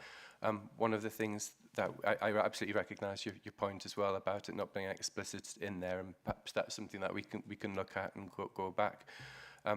We do have annual health checks, which we do in conjunction with the local government association, and we take the learning from that to support a positive working environment. What I would say is, through some of this work, we recognised that we were doing this during a pandemic, often remotely, but we worked with teams, and it's had a positive impact. It's actually brought them together in some ways. And because we've been doing the trial work with teams, they've had an opportunity to have huddles, reflective practice discussion sessions more often, sort of twice a week during that. And what it's enabled us to do, as well as to pull out the really good case examples. So Justin and Glenn probably get sick of me emailing them the examples of good practice and saying, look, this is what our teams are doing. And it's enabled us to shine a light on what they do, because, as I say, it's not just about the number of assessments or number of reviews that they do. It's how they actually have a positive impact in people's lives. So I wholeheartedly agree. The one thing I would say, as well, as we've been, our teams have been shortlisted for a management journal award as well in terms of innovative practice. And again, the only reason why I would wish to do that really is to shine a light on what they've been doing during the pandemic. Thank you. Good. Nikki? Thank you, Chair. Thank you very much for that report. I really like this report. I think it's really positive, and it's clear that you are very much aware of the pressures that you're facing and you're going to face in the future. The one thing that, it's a request actually, the one thing that I would ask is that while you give us a lot of information and it's well presented, we are an incredibly rural as well area. So I couldn't find any information there about the service provided rurally and how well it's performing, and the service provided in urban areas and how well it's performing. I'm sure it is, and I'm sure it's balanced, but I would like to see that in the report so that we've got a fair view right across it, if that's possible. Is that okay, Chair? Yeah. Thank you, Chris. No problem, Councillor. Thank you. Tracy, and then Mark. Thank you, Chairman. My first question was slightly based on similar. So in the report on page 55, it says that 50% of staff are now gone through the new induction. So obviously I'm South Holland. How many of them are we spread out evenly across the county? And I'm sorry, I understand everyone else finds this report really positive. I find it really sad, I'll be honest with you, because looking at page 57, and there's a member of staff there that's saying, I did the job I signed up to do when I did that visit. Where has the culture come from that they weren't getting that opportunity to do that? And there's no part of me that thinks it's an LCC thing, it's not isolated at all. But it's so sad that we're at that culture, that why weren't those conversations natural? Why weren't they already happening? Why do we need to go through this induction? And being honest, following on from that, I don't find the example on page 64 still actually fulfilling what this chap needed. He's saying, that he's actually, he wants to access his community, but actually his conversation, and yes, cooking, but the conversation was actually looking at online for recipe books. That's not giving him integration. Then it's setting up his Alexa. Those things are great, but those things should have been happening before. And actually that extra support hour, where are we helping him to access the community still in that? So yes, I think it's great. It's sad that we were here at all, and I think there's still some room to grow. Thank you. Thank you. Okay, noted.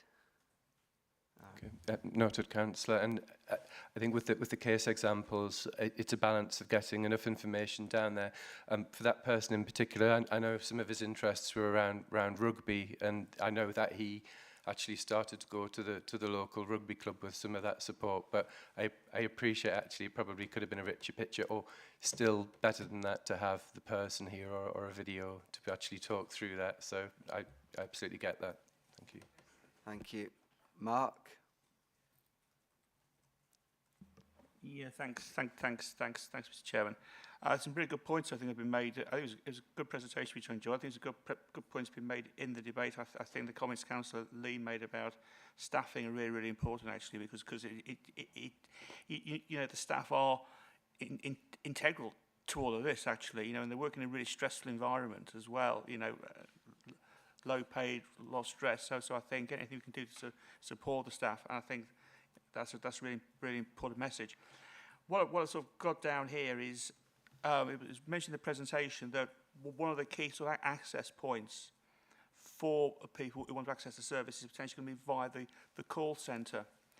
And I'm just, and I know I've asked this question before, that I'm presuming, I'm rather hoping that when somebody rings in with a specific adult social care query, but adult social care being completely different to if anybody's reporting got injury around highways or whatever. I'm just wondering if the staff in the call centre have got the training around adult social care, because obviously they're going to be a key element in this, in signposting those callers to the right people.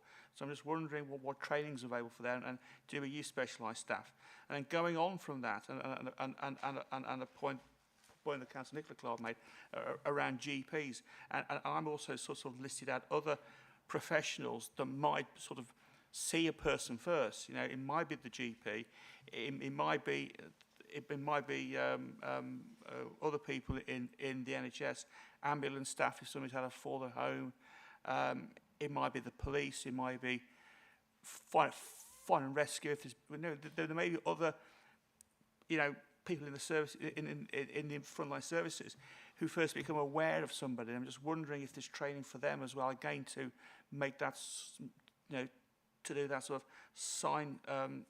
signposting sort of work. Because for me, the key message is, and I think it always is with this, is identifying people's needs a lot earlier. Because if you can do that early, put in early intervention, support people in living an independent life at home, which is exactly what the majority of people want to do. I don't think anybody wants really to go into a residential home. I think that's also certainly in the case of my mother. What she wanted was support to be independent. The care home, the last resort, as it were. So obviously this stuff is great for the people. And sometimes some of this language, I hate using the word service user because it just sounds so mechanical. Because ultimately these are people, and so people with problems, things that we can help with. So it's really just around the signposting sort of stuff, and how we sort of really do make sure that we do intervene as early as possible, because it really is far better for people, to have that first contact as soon as possible in the process. Thanks, Mr. Chairman. Thank you. Okay. If I may, Councillor, just on the point of the customer service centre, the work that we've been doing with them, each person that works within adult care within the customer service centre has an induction programme into working within adult care. The work that we've been doing with them has been sort of quite intensive over 6 to 8 weeks as well, to really support them in terms of the overall ambition and the way in which we would like to work with people. I think you make a very good point as well around the language. That's something we've really been concentrating on with people and teams, to instead of talking about service users, and we talk about people, instead of talking about services, we talk about how we can find solutions, and instead of assessments, we talk about conversations as well. So I think it is a challenge, but one that we're up for in terms of how we influence our colleagues as well. There's something about a shared sort of agreement across the system. I think there's some early work at the moment around that, what that might look like, and engaging with people with lived experience in terms of how they would view what we were trying to achieve, not just within social care, but within different parts of the health system as well. Okay, thank you. I've got Mike and then Marianne. Thank you, Chairman. I found the report enlightening. I was pleased to see that you've made a number of improvements, but the most important thing I was pleased to see that you're going to be looking forward to find other improvements throughout the system. And I was pleased with some of the comments from my fellow councillors that they'd highlighted certain areas which are very typical, and obviously retaining staff and training are most necessary going forward. Thank you for the report. Thank you. Thank you. Thank you, Marianne? Councillor. Thank you very much. I think you said you were shortlisted for an MJ award, is it? So you're going to be hopefully going to do a presentation. So you've submitted this and you're going to do a presentation on it? Right, so we're probably giving you lots of tips then. Okay, that's helpful. I am impressed with the approach, because you're helping people to help themselves, which we have to do because we can't deal with everybody's needs. So clearly that's the right approach. The thing to watch, though, always, obviously, is about the customer satisfaction and whether they are actually getting their needs met. And I wonder if, when you're doing your presentation, you might put a bit more about that in here. You know, where is the response from that chap, you know, saying, oh yeah, I really enjoyed my conversation, I've now joined the rugby club. You know, the customer response, customer's not the right word, is it, but the person response is really important. And also the impact on the hospital admissions, you know, which obviously we are trying to get down, and I do see, I don't see that figure, though I did see the other ones that you gave, all resulted in less service, which is okay, so long as that was what was required and matched the assessments, but you are also doing less assessments. So it's just being sure that we are still meeting people's needs, and you know, the metrics for that.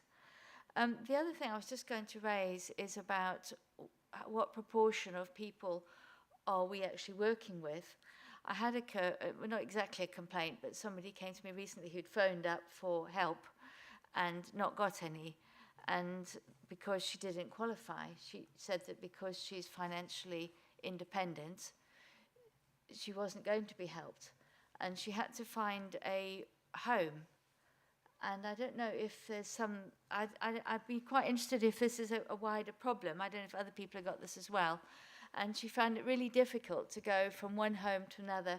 Have they got space? Do they take this kind of person? What assessment, you know, all of the different complications. Whereas she thought, well, the council know where the spaces are, and the council know who can take what kind of person. And I don't know if we can provide a little bit more signposting, even where people are financially independent. Thank you. If I may, Councillor, I absolutely agree that we should be giving people the same response, whether they're self-funding or whether it's going to be local authority support. The Care Act's really clear on that. So there are benefits for both the person and the local authority in terms of getting the right support at the right time. We can hear of people perhaps having some packages of support or going into residential care when it wasn't necessarily the right thing for them. With that early support and signposting, some of that can be avoided. Some of those conversations about how we do more of that and ensure we have the right culture in place are happening at the moment. There's a piece of work in terms of the care cap, because obviously we'll have more people coming to us. My view is certainly that if we get the right support to people at the right time, even if that is information advice, it's got to be good for them, because we can support them to maintain the maximum level of independence that they are able to. But I also agree that the work that we're doing is not about ignoring need, it's about supporting people in different ways. So we've been very, very clear with our teams about that. It's not about cost cutting, it's about actually getting better outcomes and better value. Okay, right, well, I think we've given a good summary there. I think my view is refining the online is key, because that's the very start and needs to be a simple process. The customer service centre front door is without doubt crucial, and that actually should be linking in with the promoting on the web, because actually if you don't solve it on the web, therefore the chances are they're coming knocking on your front door. So, and as we've identified, staff is very key. In fact, I think obviously going forward with the Serco contract coming to an end and customer service centre all sort of linked in there, there is in effect other options to be developed, which basically goes into assessments, which is going to be key because of all the assessments required, which needs to be slick, and in effect, actually a good wellbeing service will relieve pressure. So it's all there, and that is really the front end of the whole of adult social care to keep you independently living. So I think there's been a good debate there, and yeah, we hope that we see express and slickness in the process and keep constantly learning. So, okay, thank you for that. Right, we'll go on to item 7 then, which is increasing workforce capacity, which we'll sort of welcome to Justin and to Joe on this. Just to note in the report that there's 2 things here that have been running. One is the government's own campaign, which has in effect come to an end and has been going for 6 months, and then our own, in effect, campaign, which has now started in March. So as much as a lot of information you might require isn't actually quite available because we're sort of at the beginning of this journey of recruitment, etc. So, Justin, welcome. Thank you very much, Chair. So, yeah, we wanted to bring this item to the Scrutiny Committee really as a starter for 10, really. We haven't done anything substantive for the in terms of presentation around workforce previously, or for some while at least.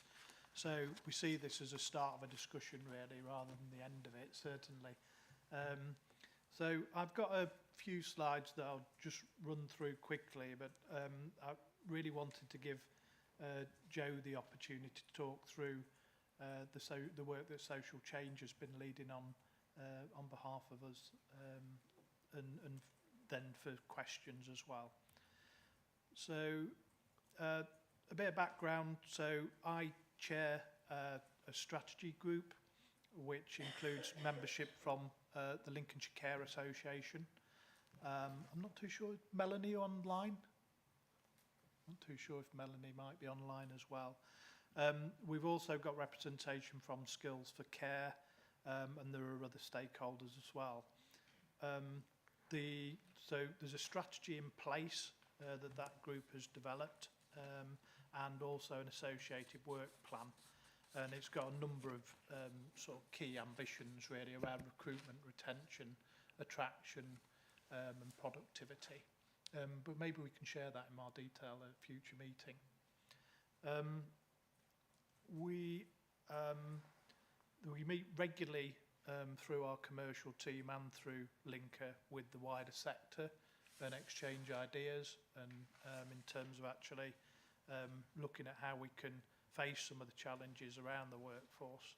And one of the things that we'll share today is just one of the initiatives across all the sort of work programme that we're working on. In terms of showing the size of the challenge, there are, based on Skills for Care information, the latest data is saying we've got about 22,000 people who actually work in adult social care in Lincolnshire. But the challenge is that based on increase in demand for care, we think that that's going to be a net increase of around 6,000 jobs. On top of that, we have the national vacancy rates are 9.5%, average turnover rates 35%, and then we've got sickness absence, and we've also got a changing workforce profile. To add to that, there's also there's lots of competition in terms of the workforce from other sectors as well. So this is clearly an area that does need focus. Whilst the independent sector and the private sector obviously have responsibilities in recruiting and retaining staff and making sure we've got sufficient, we also have sufficiency duties as a council to make sure there's an adequate supply of care, and that really what we do as a workforce strategy group with Linker and the associated contract we have with Linker as well, is really to add value to what all of our existing providers are doing, because it is, you know, has to be a team effort if we're going to rise to this challenge. One other thing as well, this really links to the presentation previous around what the work that Chris was talking around, because actually we need to manage demand more effectively, because actually if we can meet needs in different ways and we can prevent needs escalating, then that will require less workforce to do that. So it's not just around recruiting and retaining more people. I really want to emphasise the importance of better demand management and more innovative practice really in terms of how to meet needs. So it's definitely, you know, half and half really in terms of our focus as a system we need to do. So thank you, Chair, for mentioning the national recruitment campaign. And I think it's been touched on earlier in discussions as well, that in terms of adult social care, a big part of this is raising the profile of adult social care. You know, our NHS have the NHS logo and a really strong sort of image, and adult social care is more fragmented in a system. So actually being able to develop that image of a really important profession and something people should aspire to work in is really important. So the government have recognised that and doing a national campaign.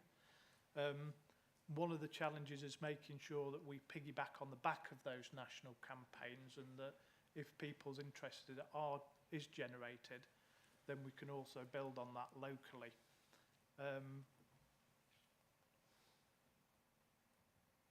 So one of the things we did as a strategy group was saying that actually what we ought to do is look for an organisation with expertise in marketing around this agenda, and our commercial team, with the support of our commercial team, we identified social change, and they have kindly helped us to develop a campaign that's running for a short period of time. The main, and I'll introduce Jo in a minute and she can talk you through it in more detail. One of the key things I'd like to say around this is that there has been lots of recruitment campaigns by providers previously, and a lot of that is more around you know, radio adverts just introducing the opportunity to come and work for particular providers, and it's been a very generic message really. And what this approach does is take a much more tailored approach and more targeted. So we're almost looking at you know, opportunities for in terms of students who may be studying but might have some additional hours, who they might want to work and earn some income whilst they're studying as well. Looking at people who may be retiring from one profession but still want to add something back to society. So it's much more targeted. And also geographic as well. So that's what this is. It's almost like a pilot really in terms of what impact can we have and trying new innovative ways of working. I'll pause there, and I don't know, Jo, if you would like to add anything in terms of that broad introduction, and then we can open it up to the committee to ask further questions. Yep, absolutely. Thanks, Justin. Hi, my name's Jo. I'm dialing in from Social Change UK. So I just wanted to give you a bit more of a detail about exactly what the campaign is about. So as Justin said, it's an attraction campaign. We want to attract people to this career, this fulfilling career. And what we did is we actually did some initial scoping to kind of find out exactly what the insight is, what people are thinking about a career in social care. And we really kind of established that people that are wanting a career that works for them, people wanting a career with purpose, and there are also a few key barriers for applications as well. So we looked at the process for applying, so making that really simplified. So what we've done is we've provided a one-page kind of form that people fill in. So they go to the LCC website, click on the form, and they can fill in all of their details, and then the providers will then be sent an email for them to get back to that person with their specific inquiries. We'll ask things like, what type of hours they'd like to work, whereabouts they'd like to work in Lincolnshire, that type of thing, making it really easy for them to kind of engage with that process and not going through long, complicated recruitment lines. We appreciate that obviously there's quite a negative perception around the care sector at the moment, being that it's quite low paying, low skilled, low status work, which is something we're challenging with the messaging in this campaign. So yeah, that's exactly what we're doing kind of in terms of targeting. There's 4 target audiences, which Justin has quickly touched upon, which was around the student population, people who are kind of studying for a career in social care, and they might perhaps be taking on some sort of job in like retail or hospitality, whereas we think that there'll be much better value added if they can be attracted towards a career in social care, which will help them to kind of progress their career and their studies. So if they're studying for a career in social care, why not work alongside in social care and gain that much needed experience? We're also looking at the unemployed sector as well across different areas of Lincolnshire. So we've kind of identified areas that we think will be good for targeting. The 40 to 60s skills gap as well, and places of high care demand as well.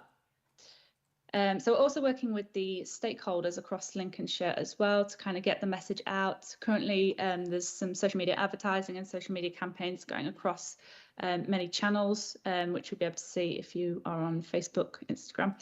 And we're also working with the stakeholders, so local libraries, citizens' advice, for example, who'll be receiving print materials to kind of display the message that it's not a job, it's a calling. So obviously we're trying to tie this in with the Made with Care campaign, but we don't want to duplicate the efforts of that campaign because that's obviously quite an established national campaign. So the Made with Care campaign focuses on the benefits to the service user that can be provided by a carer, whereas what we want to do is actually focus on the benefits to the carer. You know, a person may be able to then use the job flexibility to take their kids to school, to go for those kind of long, nice drives in the countryside when they're completing their job, and also, you know, getting out and about for doing dog walking. So we're just trying to display the real benefits of a career in care. And hopefully that gives you a bit more of an overview. I think Justin's got a few little concepts on the slides in the next instance. So if you can display those on the screen and I can have a quick chat through. Thank you.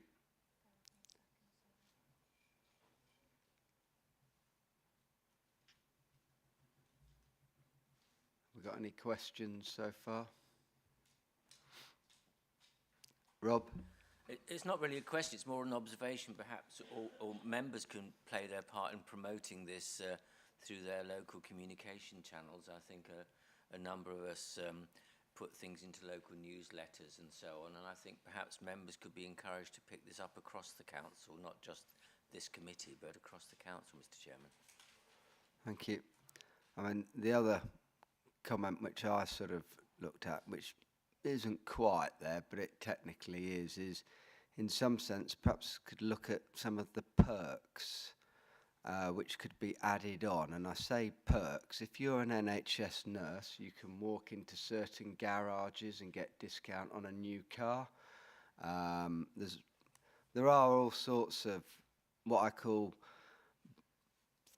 things out there for actually which help nurses and all of that, and if you look around you see them, but and I don't know where you can, there might even be a centralized place for that, I don't know, but and the other area is I think in effect the whole sort of health, you know, supporting people to, you know, into this sector, but also supporting the health of the people that come into the sector.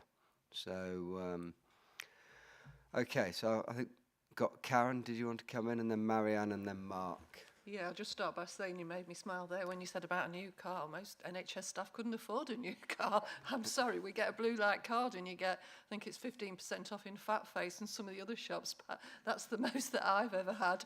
I just wanted to come back because, Justin, I think that ultimately you made some very good points, but this is outside of the remit of a local authority because ultimately you've got to have parity between health and social care. You absolutely have. The point you made about a logo was a really good one because, if you know, staff then, they don't feel as isolated. They feel, in the NHS, you feel like you're part of a family. Social care staff, they're people that work in the community, often on their own. And come on, you can have 100 really good campaigns, and these are good campaigns. But if at the end of it all, the wages are low, and at weekends you don't get any extra premiums, all those things you get in the NHS, you know, you do get a premium for a Saturday and a Sunday. In the community, you don't. And it's going to be so hard. It's always going to be hard to attract people, however well you promote it, if you're not going to pay them properly. So the answer to this ultimately lies with government, and it's about having parity with health and social care, and that's outside of this chamber. But one of the positive things, I did wonder, do students who are social work, my daughter was a social worker, I should know this, do they get placements? I mean, can they have placements as community carers? Because maybe that would be a way of attracting them to work there instead of in a pub or something like that. I just wondered about that, but I've just got so much admiration for social care staff, and I just think they get a really raw deal, because at the end of the day, it's rubbish money. They can't afford to live in it. They can get more paid in a supermarket, so why would they do it? That's the bottom line. I'm sorry, it's a reality. It's not talking it down, it's the reality. Okay, Justin. Thank you. The wage issue is a key one, and it is being raised as part of the sort of national fairer charging, and you know, colleagues are working with us, Pam and commercial colleagues, to look at that so that we meet those. But you're right, even with that, it's a competitive sector, and that there are some industries that are more likely to continue to pay more than social care. So I think cost is an important issue. I think values are also really important, and promoting the right values.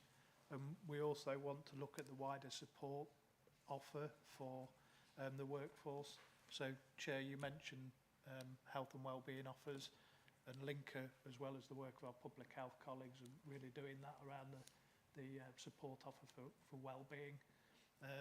Perks, we're looking at that. Also, how do we extend access to the scheme you mentioned to the wider workforce, working with health colleagues as well around a better support offer for residential homes, so that when people are in crisis, the health response comes in, and then it's a less stressful environment for residential workers as well. Looking at leadership, we're having to look at everything really, because this is a challenging agenda. So we are looking at adding value, but yeah, it's not without challenge. Do students get placements? Because I'm sorry if I've sounded negative, I don't mean to be. I'm really positive about social care workers. I just think they get a really raw deal. But do students get placements in care homes and things, and in the community? My understanding is social workers still get placements, but actually we ought to extend that to an opportunity to the care settings as well. So I'll pick that up with... Is Chris still in? Oh, no. I'll pick it up with Chris afterwards. Thank you. I mean, the key thing here is we actually aren't the wage payer to a lot of the providers. It's the it's the private sector. But what this is it's a vehicle, and that's where LCC's sort of in effect role and Justin's is it's identifying in effect shortfalls, pitfalls and issues in a way that we can then work as an instigator to fulfill slots and voids. And I think, that's the key part, is that actually for us to be looking at this and actually addressing it rather than sweeping under the carpet is very proactive, and how we best, therefore, and I suppose in a sense our role is how we have triggered money to come in to help fund a campaign and everything else, and in a sense we've been the sort of instigator of that. Is that fair? Justin? We funded this specific campaign through the government's workforce capacity fund, and that in terms of being able to continue to add value, if you like, we are as a strategy group seeking other funding from government and other opportunities like that. So it's not being funded directly by the council. We're adding value as a strategy group, if you like, to be able to do that. And are you linking into the work and skills, whatever strategy forum it is now? Yeah, Melanie's the member of the LEP, and links into those areas as well. So, and I'm also I've joined the Lincolnshire People's Board, which is a joint venture by the local authority and NHS colleagues, so that we can do more of this together as well, explore career pathways better through health and social care. We're already having some benefits from those links as well. Okay, excellent. Right, well, I've got Marianne, Mark, Andrew, and I've got Wendy to come in, but I'll bring Wendy in after those three so we can then see if there's anything else Wendy wants to add. So Marianne, if you want to go, and then Mark. Thanks very much. We have effectively privatised the service. I don't like to use that word, but this, you know, a lot of social care workers used to be in-house and now they're not. So they are employed by private providers who subcontract according to this. So it's something like 97% are now private providers or direct payments where they're paying privately. So I can see why it's going to vary how the staff feel. Certainly, I've got a friend who does adult care, and if she's sick, she has to pay someone to do her job, and she has to pay them double that she ever gets paid. So to be sick is extremely expensive, and this is the world she's in. I think she's on £12 an hour or something, and she has to pay 24. I might not have got those figures exactly right, but it's of that order. And I think when we did lobby, and on the LGA, we lobbied for better funding for care staff with the national government, and they ended up giving us that £500 million, but they said it was not for wages, it was for well-being. And I think that's perhaps where we're coming from now. But how can you just give people well-being, and they've got to live on that, and their families have got to live on that, so it is tricky. On the point about what we do with them when we have got them, the turnover seems to me really high. Are you really saying that it's 35%? Is that every year? That seems to be a really big turnover. That's at the top of page 68. Because that seems to me it'd be a lot easier if we didn't have to find that many more people every year.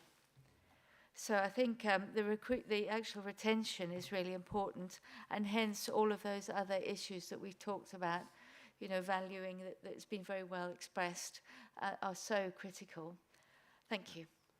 Thank you. Thank you. Yeah, in terms of the turnover rate, so they are national statistics, and we're refining the intelligence really that we have to inform it. But that's not necessarily people leaving the sector. It can also be people moving from one provider to another. We do know that there's a lot of seasonality as well, in terms of, you know, Christmas periods and also summer periods in terms of other opportunities. So yeah, it is a challenge in terms of turnover rate. You'd be spot on. Retention is, you know, if Melanie was here, she would say actually retention is the really the key one we need to focus on rather than recruitment, because if we get retention right, then we don't have to recruit so many people. So yeah, so there are a number of different strands we need to focus on. Yeah, that's great, thank you. It does say 35% for Lincolnshire is the figure that they're given. Even if it's nationally given, it is a Lincolnshire figure there. Thank you. Okay, thanks. Okay, Mark, then Andrew. Yeah, thanks, Chairman. Yeah, kind of pick up again on some of the comments around the difficulties in, you know, making social care a career when you consider, as has been referred to by Councillor Lee and Councillor Overton, these salary rates that are so low, and actually you get competition from supermarkets, and of course then recently Amazon opened in Newark, paying £18-20 an hour, which is, you know, vastly in excess of what healthcare, care workers can achieve. My wife is currently sort of semi-retired. She was a care worker for a time, worked for a number of companies around Grantham. There is a very high staff turnover. A lot of people come and they go quite often to supermarkets and other forms of employment. And it's very difficult to make a career out of something. And I think we've got to find a way of doing it that does offer such low pay. And also within most careers, there is a career structure. There's career progression. If you join the health service as a trainee, you start on a certain grade and you work through that grade, and then there's promotions, and you work your way up. So there's always going to be that element of progression. It's difficult to see what career progression there actually is within the social care market. Because obviously I'm guessing that, because I know certainly in some of the companies where my wife worked, they were set up by carers. But when things are tough and there's not enough staff, the managers do put their uniforms back on and they get back on the front line. And so some comments around that. And in many respects, and I think Councillor Lee hit the nail on the head, there just isn't enough money in the system, to finance it, unfortunately. We are, I guess, LCC, we are part of the problem in that we have increasing activity all the time. We have to manage the budget with increased activity. There's only so much we can pay the providers. The providers are then sort of, majority of their costs are staffing. They're existing on very, very small profit margins, and that's why a lot subsequently can't carry on.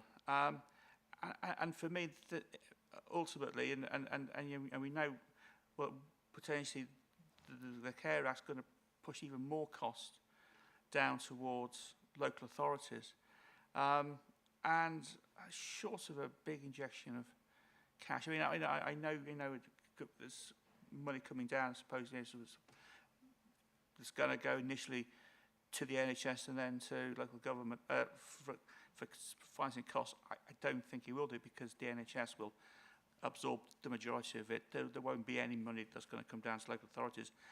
And I just think the government have to get real around this. It's not just in this; it's in a whole variety of other areas. They've got a big green agenda coming down the line.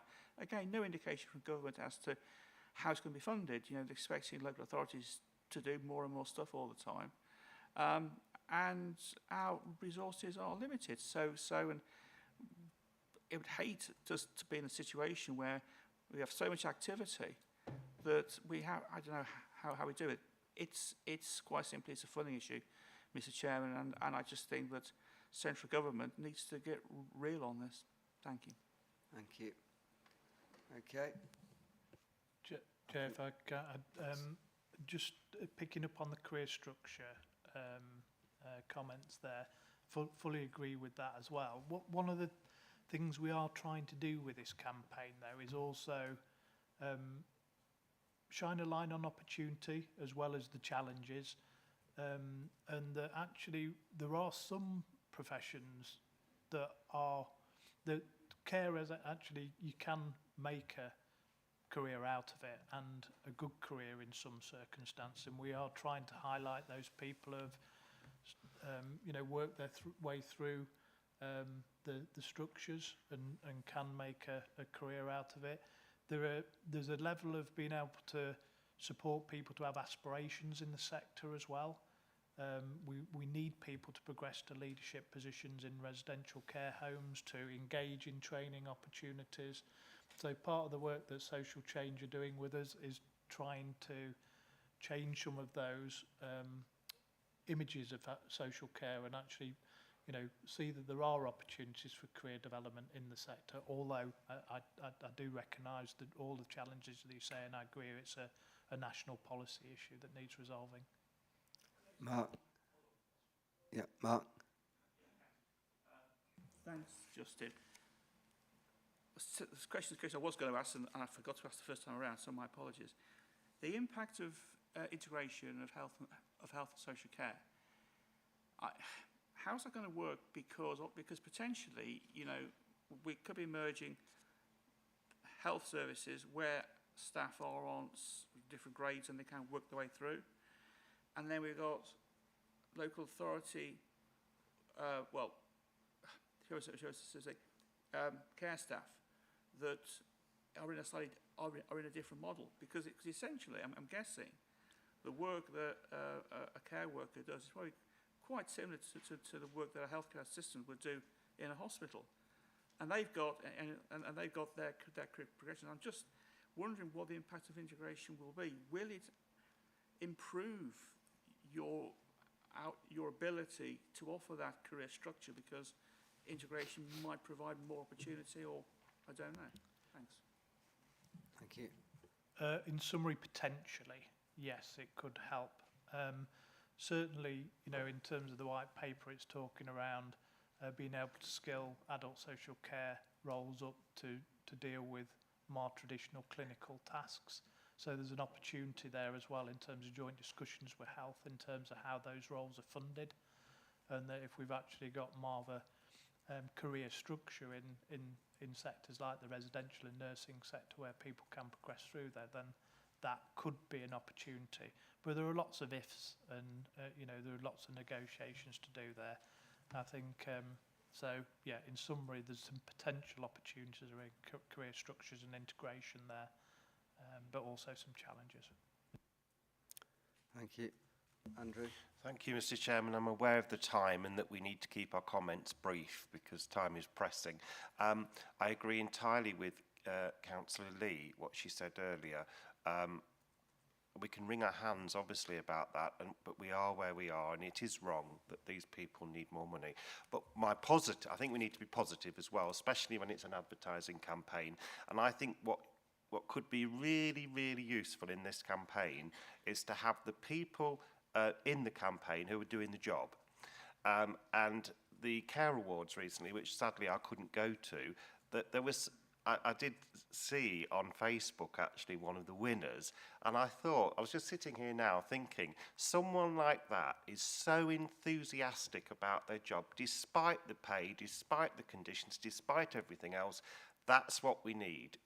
People are more likely to be attracted to something like this if they see someone doing it who's full of enthusiasm despite everything else. So that would be my positive comment. Thank you. And actually, what you did notice from the Care Awards is the team effort approach. Actually, the whole care home and all its staff were actually sort of working together to elevate their own individuals, actually, and support everybody in the process. Yeah, I think we need to use those people in this campaign, because it's very easy when you're doing a campaign to have it coming down from the top.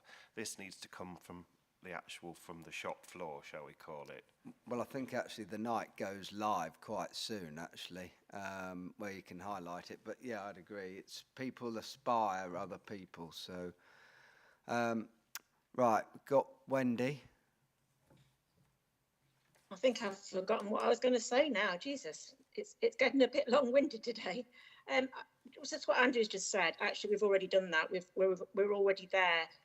We've interviewed some staff who's worked in homes who's changed their career. We've got one down in Spalding, a cook. She changed her career, lost her job in COVID. Now she's trained and she's going to be a cook in a care home there. But back to what Karen was saying, Walnut Care are already using students. They're using health students. They're using foreign students who are coming in. They've got 4 actually young chaps who come from Grantham to Skegness on a weekend, Saturdays and Sundays. Really good lads. They are so ambitious, so dedicated to what they do. You wouldn't believe how well they've actually gone down with the older population in Skegness. So we are already doing that. And I'm really tremendously proud of this campaign, because I'm tremendously proud of our carers, and it isn't just a job, as they say. And I've done caring many years ago when I was in my younger years, which was before anybody says it, many years ago. But it is an industry that I think you are proud to work at. And yes, we do. We know we need more money, but at the minute we have to go with what we've got, and being ambitious for our staff, encouraging them to do training, which a lot of them are doing. They're trained to be. Some of them are being trained to be OTs. Don't know what it is under the OT, but to go out and do assessments on the Skegness coast. They're training them to do injections so that they don't have to have the nurse go out. So it really is fabulous what they're doing, and I'm really, really proud, and I'm proud to sit behind this because I think they're all doing an absolute fantastic job. So I'm really, really proud. Thank you. Thank you. So, okay. Joe, did you want to come back? Yeah, just with regards to the comments around using real life carers. So that's something we're actually already embedded in this campaign. So we've been doing quite a lot. We've been spending quite a lot of time doing some photography. We've been using carers from across the county, so we focused on lots of different areas, and they're really, really keen to get involved. So these will be real life carers, real faces doing their jobs. So that was something we were really keen to focus on for this campaign, and the same with the video that we're producing at the moment. So we'll be able to share some of those photos and those kind of concepts really soon. Thank you. And I think it'll be quite good for when the campaign ends and you sort of do your summary up to sort of report back to the committee on what the findings are, which will be very helpful. I think just one thing when it comes to pay and the hourly rates, etc., the one thing I've seen throughout my life is that when people stop paying appropriate wages, people tend to drift, and then they need labour, and then they have to wake up and actually start to pay. And that's what the supermarkets have done, is they've all upped their game because they've struggled, and in effect the care sector will end up doing the same at some point. And throughout my life I've seen these where there just isn't enough, and then people walk, and then the industry has to react. If it doesn't react, it's in a mess, and that's itself to sort out. So, but I think what sort of is very good is the sort of looking into detail of how innovative ways we can recruit and highlight some of the light to students, that there is flexible working here, there is a range of different jobs and all the rest. And I think, you know, it's a good start, and welcome it. I'm going to wrap it up unless, Karen, you got something very quick to say? Yes, I did. Just a couple of things. I wanted to follow up what Mark had said about NHS staff working alongside social care staff, because when they're working weekends, those NHS staff will be on time and a third on a Saturday and time and a 2/3 on Sunday, and the social care staff won't. And I don't know how you sell that to anybody. It's not just about hourly rate. I work weekends because that way I can make enough money to pay my mortgage, and a lot of people do the same. But the point that I actually did want to make, and as well, the comments about people doing injections, that's great, but their pay should reflect their skills. You know, they shouldn't be doing it just for, and I agree it is rewarding, but it should reflect that. But this council have just spent a lot of money on a campaign because we didn't have enough money for funding for highways. And actually, we should be doing the same about social care. If we really value it the way that we say we value it, then let's have a campaign about paying social care properly. Let's not just make it all about roads. Thank you. Thank you. Thank you. Okay, well, thank you all for that. We'll, I think you've got enough there to sort of work on, and then, yeah, we'll look forward to, well, I presume your report will be well, you're looking about 6-9 months' time, so perhaps potentially at the end of the year, by the time you get something back. Yeah, I think that's the ambition, that we bring something, you know, regularly to the scrutiny committee. I think this is just touching the top of the iceberg, if you like, of the agenda and the wider work the strategy group's doing. Yeah. It might be something we talk around the sort of the market support arrangements we have with Lincoln maybe next time, and the wider workforce strategy. So, thank you. Some really helpful comments there. Thank you. Okay, thank you. Okay, we'll move on into the safeguarding performance indicator that we've raised on our previous committee, and just shows you what happens when you raise something and actually it doesn't look right and it isn't right, and how we can adapt. But for that, I'd welcome Richard Proctor here, who's currently the sort of, well, your deputy chair, acting as chairman of Lincolnshire Safeguarding Adults Board. Yeah, so. Excuse me. Yeah, that's absolutely correct. Yeah, I've just stepped in on a temporary basis while the appointment of the new chair takes place. So yeah, so thank you very much for having me today. Welcome. And Justin also is here in person. So, okay, so we've read the report. It goes into quite intense detail. It's certainly highlighted quite a few areas which is now being looked at. So, Justin and Richard, well, Justin, off you go, and then we'll come in. Thank you, Chair. Thank you. So I'm conscious of time, so I'll Time. keep it Yep. brief. I mean, in summary, the review's been really, really helpful, and it's highlighted a number of issues, including there was a challenge around how useful the benchmarking information was, and the reviews confirmed really benchmarking information isn't useful at all, and actually there are a number of concerns about benchmarking in this areas. It's highlighted that local authorities are counting concerns and inquiries in different ways, and they're also managing them in different ways as well. And fundamentally, the reviews concluded that actually the current performance measure is no longer fit for purpose. But what we are recommending as an alternative is developing a new indicator to replace this in the next financial year that has a focus on making safeguarding personal. The report and the review also went into the wider sort of safeguarding statutory responsibilities, and hopefully members found that of help. And in particular, I wanted to highlight the statutory duties on all partners around prevention, and also in terms of making safeguarding personal. And that it's really, really important that all partners practice making safeguarding personal and look to prevent harm at the earliest opportunity. We shouldn't be waiting for it to escalate to a point where a safeguarding concern is necessary to the local authority. But equally, we should be encouraging legitimate safeguarding concerns to be raised with a local authority when they are necessary as well. There's been a task and finish group set up with the LSAB to look at this, but fundamentally I think we were trying to solve the wrong problem through this indicator. We were looking at the conversion rate, but actually the real issue here is actually, are all of our partners practicing and making safeguarding personal approach? And fundamentally the acid test of that is, before a concern's raised, has a conversation been held with the individual at the centre of that concern to understand whether they consent to the safeguarding process, whether they've got capacity, and what outcomes they want to achieve. And the reviews basically concluded that at the minute there's more work to do on that with partners, albeit there is some good practice by the local authority currently. So I'll pause there and open it up. I don't know, Rick, if you wanted to add anything. Perhaps, Richard, if you'd like to come in and just let us just know in about support, the task and finish. And yeah, thank you, Chair. Yeah, in support, Justin. Yeah, we had our first inaugural task and finish group at the end of last week, and we had good representation from across the partnership, and we did kind of provide a bit of an analysis of actually what were the key issues and what were the concerns.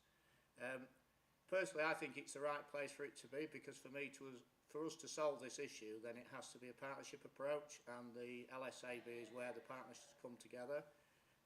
So for me, very much it's around systems, but I also think there's a cultural issue as well around this, and as to who has responsibility and who has to do what. And I think Justin's quite clearly identified that within his report about the responsibilities not only of the local authority but also safeguarding partners in respect of the Care Act. So I think that legal footing is also really, really important. But I do also think that it's about cultural change, and it's about everybody realising that safeguarding is everyone's business, and it just doesn't sit with one particular partner. It's everybody's responsibility. I've been quite interested hearing some of the discussions that have been held just prior to this item on the agenda. But we keep talking about early help and prevention. Now, the board does have a prevention strategy, which is obviously live and is enacted, but I think there's a lot more that we can do about that, and I think it's kind of got to be the golden thread, I think, that run through everything that we do as a public sector, as a public services out there trying to serve the community out there. So I think the earlier that we could intervene and the more that we as a board can promote that, I think that's a really good thing, and it's a positive step. And we are working with the other statutory partnerships across Lincolnshire, the Children's Partnership, the Community Safety Partnership, Domestic Abuse Partnership, to look at creating a joint prevention strategy as well. So there's a lot of work ongoing on that. work we around the action plan that we've developed is around such things as we want to ensure we understand the issue. I'm going to meet with Justin afterwards to discuss about where we take that to the next step. But one of the things I'm keen is audits have been undertaken, but they've tended to be from a single agency perspective. So my view is if we can get people together, I think that's a real positive because it opens their eyes to some of the issues. So that's one of the things that we're proposing. And obviously there's been a lot of work done already around this issue. I kind of did some checking and some housekeeping, and there's a number of recommendations from previous reports that have been underdone. Maker's safeguard and personal audits also, where there were some clear recommendations. And we just need to go back and check some of that because a lot of this happened just before the COVID pandemic and then COVID struck. So I just want to check really where we've gone with these and have those messages got through and have we made the necessary changes to that. We're going to do a lot of work around communications, and we've obviously just released our new policies and procedures, and within that is a helpful checklist as to what you should consider before submitting a safeguarding concern and what you should have done. So hopefully that will help as well. As Justin says, making safeguarding personal is the golden thread that has to run through this piece of work that we're doing. And if we can get people to start really adopting that approach and seeing it as everyone's business again, then I think we can make a real progress. Picking up on the points from the committee which I did read, and I think you're absolutely right, is whatever we do in this work, we've not got to create a climate where people feel unable to submit safeguarding concerns, and we need to have quality assurance processes in place to make sure that if people are unsure that they can seek that quality supervision to actually get guidance and support what they need. Because the last thing that we need is people being deterred from raising genuine concerns if they exist. Thank you. Excellent. Very good. Andrew? Yeah, thank you. I've done quite a bit of reading around this because it was one of the things that I was particularly concerned about at the last scrutiny meeting and the one before that. I've looked at some of the documents that are referred to in the report, one of which is the SAC, Safeguarding Adult Collection, I think that means. Yeah, and there's a sentence in there which I'll just, if you bear with me, I do think I'm going to read out because it actually says why this measure must be dropped. It says there should be no logical conclusion drawn that the number of safeguarding concerns that lead to a safeguarding inquiry is a reliable indicator of whether people are protected. This must not be used as a comparator for effectiveness, and care must be taken in analysing conversion rates, and they cannot be used to inferring good or bad safeguarding practice. And that's from this SAC analysis. So this measure is not fit for purpose, clearly. My concern leading from that is, what are we going to do in the meantime? Because obviously this is going to take time to sort out. I was reading your report, your strategic plan, the LSAB strategic plan. There is a section on there about making safeguarding personal, and it does say 99.3 people were asked about their desired outcomes. 66% said they were wholly achieved and 29% partially achieved. So maybe something along that line in the meantime would be a good measure for us to have a hold on while this is sorted out, because else we could be a year, couldn't we, without any feedback at all on this. And it's crucial, this safeguarding, because it can lead to some terrible problems. And finally, my last point is on the training. Years ago when this came in, I think it was 2015 when it became a legal requirement, I was a marriage registrar working for this council, and we all had safeguarding training. And what you said about safeguarding being everyone's business is the sentence I remember from that training in 2015. So it's nothing new. And you do have training packages online, I understand, and it would be interesting as another measure perhaps to know how many people have accessed them in the different organisations, and particularly this council, how many of our staff have been trained in safeguarding. And that's not just people who go out to people's homes, it's really all staff, because it's everybody's business. So just a couple of ideas to perhaps keep us going while this is looked at more fully. Thank you. Thank you. Tracy? Thank you. I don't feel this got to my concern with this indicator. I think that my concern with this one, as I said to Glenn last time, was very similar to my concerns in regards to the children's one as well. I'm not comfortable with a measure there. I understand completely the logic behind it, and you don't just want every paper cut coming into your system. I completely appreciate that. But to have a target on how many cases turn into needing a full inquiry or whatever, to me, these are people. I'm not comfortable with seeing a measure for that, because actually I would sooner we fail the targets around it than actually the right people don't get the help that they need. To me, it's also very uncomfortable because it's now shifting everything onto being about the partners. And no, again, I'm not disputing that everyone has their part in safeguarding, but actually the police officer who's round there to possibly arrest somebody who's smoking cannabis or whatever, but actually while the police officer's there, he has safeguarding concerns. He wants to be able to have a brief conversation with that person and pass it over to you guys as the professionals in that area. He is a law enforcer first and foremost. Yes, he has a safeguarding duty, but that's his first and foremost. The same as a teacher, a housing officer. A housing officer is there potentially to evict somebody because of non-payment of rent. They are not there to be part of a team around an adult or something like that. So I just think too much emphasis is being put on them, and this will deter. This absolutely will deter people putting things forwards. We've also just debated care staff. We've debated how hard it is to recruit them to get into the job. If we actually add up the amount of people on that table at 102 that would fall as care staff, be it whether it's residential, daycare, all of these people, those were those people we were just talking about that were saying they're getting poor wages. We now want them to do more for us to literally accept that referral from them. So to me, it's really not comfortable in the slightest, and I don't think it's still getting at the root of what we need. Thank you. Thank you. Should I come back to that? Or? Yeah, in a minute, if you like. I mean, I've got to be a bit careful here, because actually we are good at what we do. You know, we're not actually, this isn't a bad service at all. What it's about people passing the buck on and actually not sort of often dealing with, in effect, making it personal at the beginning in terms of some of our partners. And I think actually, as Richard's raised in some, we get audited, we get evaluated. How it's all right just looking at us, but actually how much do they look at the partners involved in this whole process? And I think there is a valid point there.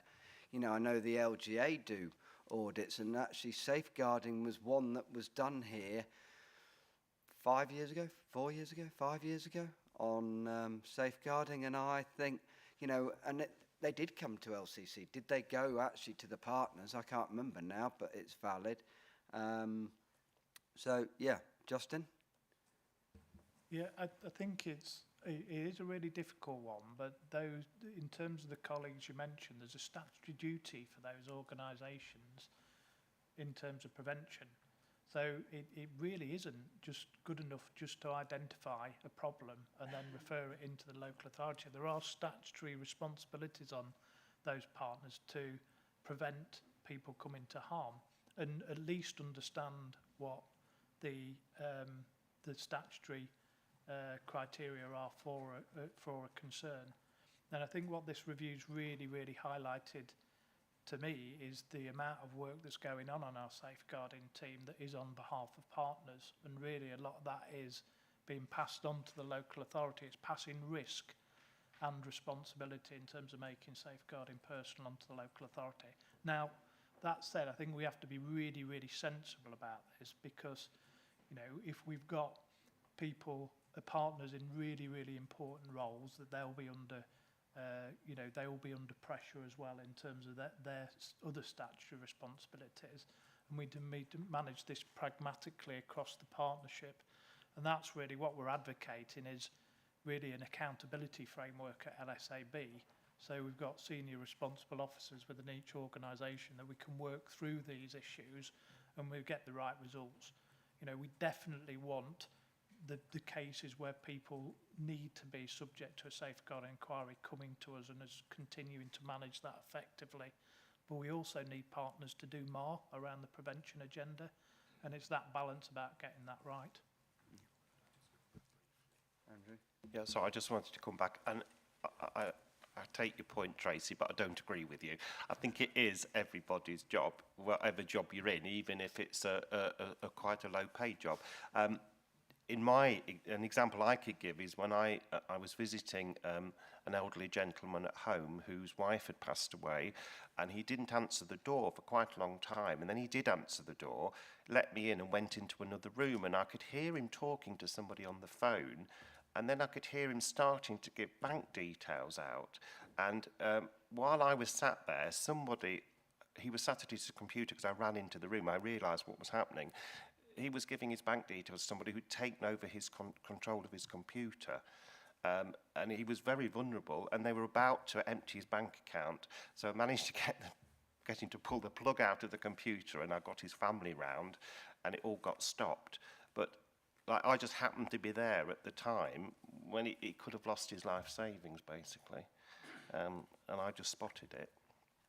So it's just, you do see things when you're doing your normal job that need action. Thank you. I agree. Tracy? I would like to just clarify, and for my comments to not be misinterpreted. It's not saying that there's been bad work done. And an example of yours, Councillor Key, again, I'm not saying that you should have just walked away. Yes, of course, you had a responsibility to do something for that. But it depends on the purpose of you being there. Yes, everybody has a responsibility for safeguarding. Anyone that would just walk away from that situation, I can't even understand. But actually, other people, be it whether it's police, be it whether it's teachers, be it whether it's care worker, they have a first and foremost role. And I still feel that if it becomes too much of a pushback, then we will have people not bring those referrals, because you know, we all know everybody's busy, everybody's saying about their pushing of their time. And like I say, it's that conflict of interest when they're there. If I'm with a policeman at somebody's door who, like I say, they're going to be arresting them, but actually they're looking at their home, they're having those concerns about them, they might want someone who has the full safeguarding eye to come in to have that chat, social services or whatever, to have that chat with them. So it really is that fine balance, and I agree it's a fine balance, but it's something that I'm very, very conscious of. Thank you. Yeah. Thank you. Mike? You might have something that he wants to answer back to as well. Thank you very much, Chairman. It seems that there are various things in the system, and it's working pretty well at the moment, but it's obviously trying to avoid the human error where something's not picked up and carried on. Within our system at the moment, is there a digital alarm that comes up if a process or a person's case is in limbo?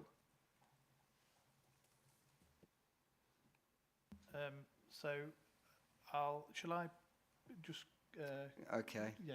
Go I mean, on. just if it's reassuring, and part of the work that Rick touched upon really is around that support offer for people as well. So I think in terms of the being able to, and we are encouraging this and it does happen, but we need more of it, for people to contact safeguarding team, talk through their concerns before they put a concern in, and encourage that dialogue. But we're also encouraging, you know, lead agencies to have that support network in terms of training, you know, but advice offers and line management support for frontline workers as well, so that they don't feel as though they're there at the cold front on their own. So I think, you know, it's not an exact science, but doing that work together will hopefully get the right result.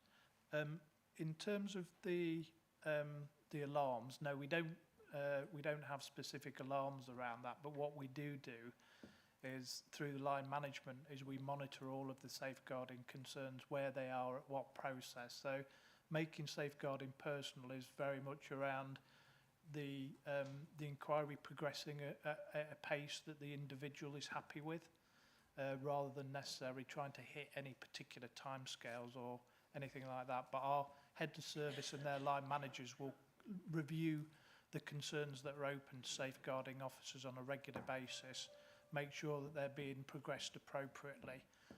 There is an escalation process as well, so if it gets stuck, there is the ability to escalate up to LSAB to unblock things as well. Okay. Right, I've got Marianne and Karen to sort of come in. So Thank you. I Marianne, think the then key Karen. point is, are we taking referrals seriously, isn't it? That's the point. That's the whole point of whether that measure is actually worth having or not. So we're looking at, and I'm quite interested on page 102, and at the top there, number 1, is the resident care staff have put forward the most concerns, 395 concerns, of which only 13% were investigated further, whereas the Care Quality Commission put forward 122 and 34% were investigated. So I think, can we answer that? Because that's probably more the question, you know, are we actually taking all of the concerns raised with due regard? I know some of them will be, you know, could be easily covered, but are we treating them all equally? Thank you. Thank you, Justin. Yeah, yes, every concern is managed through the same process. The difficulty is that, you know, it's absorbing a lot of time from the adult safeguarding team, doing the initial inquiries, contacting the person retrospectively, asking what they want to be achieved, whether the criteria for a safeguarding concern is met or not. So there's a lot of filtering work that's going on that really probably should be done within the host organisation before it's put through. There's a huge amount of work done with all of the concerns that land with the safeguarding team to make sure that if it is legitimate and meets the criteria, statutory criteria, that it is progressed, and there's quality assurance work that's done on that to make sure that those decision making is right. But the whole point of this indicator is that the information is so different between the way that you count things. The indicator is almost invalid. We're measuring the wrong thing through this. Yeah, I heard that, but I'm looking for the evidence that we are treating all of the issues that are raised equally seriously, and that's what I think that measure was meant to show. If we're not using it, we must have some other measure. Yeah, the alternative measure is, are the people who are referring having a conversation with people before they put it through? Because if they're not, then we're not, as a system, practicing. Here somewhere then. Yeah, I think that's, sorry, in terms of the recommendations, is that might be in there.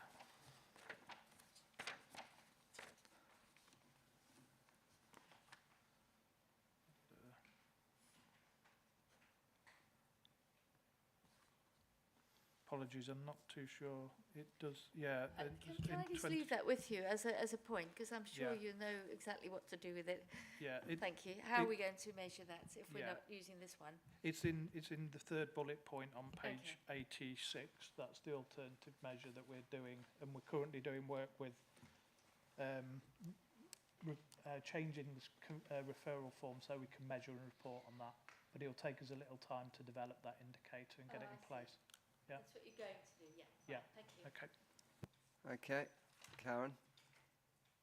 Thanks, Chair. I just wanted to support what Andrew, the comments that he made, because I just think that we can't be prescriptive about I don't mean opportunities, the instances where an incident will arise that's a safeguarding issue. It could be anybody that's in that home. It's not necessarily going to be a policeman or a firefighter or a social care worker. It could be anybody. And I think the the safeguarding training that people have these days has heightened that awareness, and the statutory responsibility and the accountability that you get as a result of that means that people take it seriously and they do it. And, you know, we all see all the stories in the newspapers about the things that should never have happened. And actually, I'd rather see over-reporting than under-reporting. I know it puts you at a lot of pressure, but I'd rather see that. Thank you. Brilliant, thank you. Mark, quickly. kind of picking up on Councillor Lee's previous point, this is sort of what was children's safeguarding. But when I did my rugby coaching certificate in order to coach junior players, children's safeguarding was an essential, element of that, because you can spot when players are there with you if there's noticeable change in their behaviour from previous weeks. Clubs started putting safeguarding officers, so our job was not to do the job. Our job was to be a identifier and a signposter. So any issues or concerns we have, we go straight to the club safeguarding officer, and therefore more training us. So it's a pyramid system that you build up, and it's our responsibility, to be for the 2 to 3 hours that those children were with us on a Sunday morning. We had the safeguarding responsibility, and we were trained. And to be honest, the training wasn't onerous. It was done in about an hour as part of the coaching course, because you're just looking for signs. Thanks, Mr. Chairman. Thank you. Thank you. Would you like to come back, Richard? I think you've heard quite a bit, and I think with your task and finish group and what you spoke about in your sort of opening bit about making it all personal, training and prevention, I think you've certainly got a lot to offer. Yeah, I think there's there's still a lot of work to do on this, but there's also been a good foundation of work done already. So I think we are in a good position, and I think if we can come together as a partnership, I think we can really solve this. Personally, whilst there is that accountability, I actually think it's the cultural change and that thing that this is going back to the councillor's point about safeguarding in everyone's business. If we can get that message through to people, that will change the way that we behave, because behaviour is informed by that kind of guidance. And I think if we can get that kind of vision within the board and embed that in people, I think then we're on the right track. Could I just interrupt to say that's what we were told in 2015. So it shows the challenge that this is 7 years later, and we're still having to say the same thing. It shouldn't really be this way, but it is, isn't it? Sorry. No, I agree. It shouldn't be this way, and I think all these organisations all have competing demands. I'm an ex-police officer, so I suppose I could see it from that lens of the policing perspective, and they currently are they're reviewing their processes and how they approach things. But this is fundamental. This is about actually keeping people safe and that opportunity, because you might never get that opportunity again to make that difference. So it's really important that we make sure that we do make that difference so that we can keep people safe. Excellent. Well, we wish you well on your task and finish.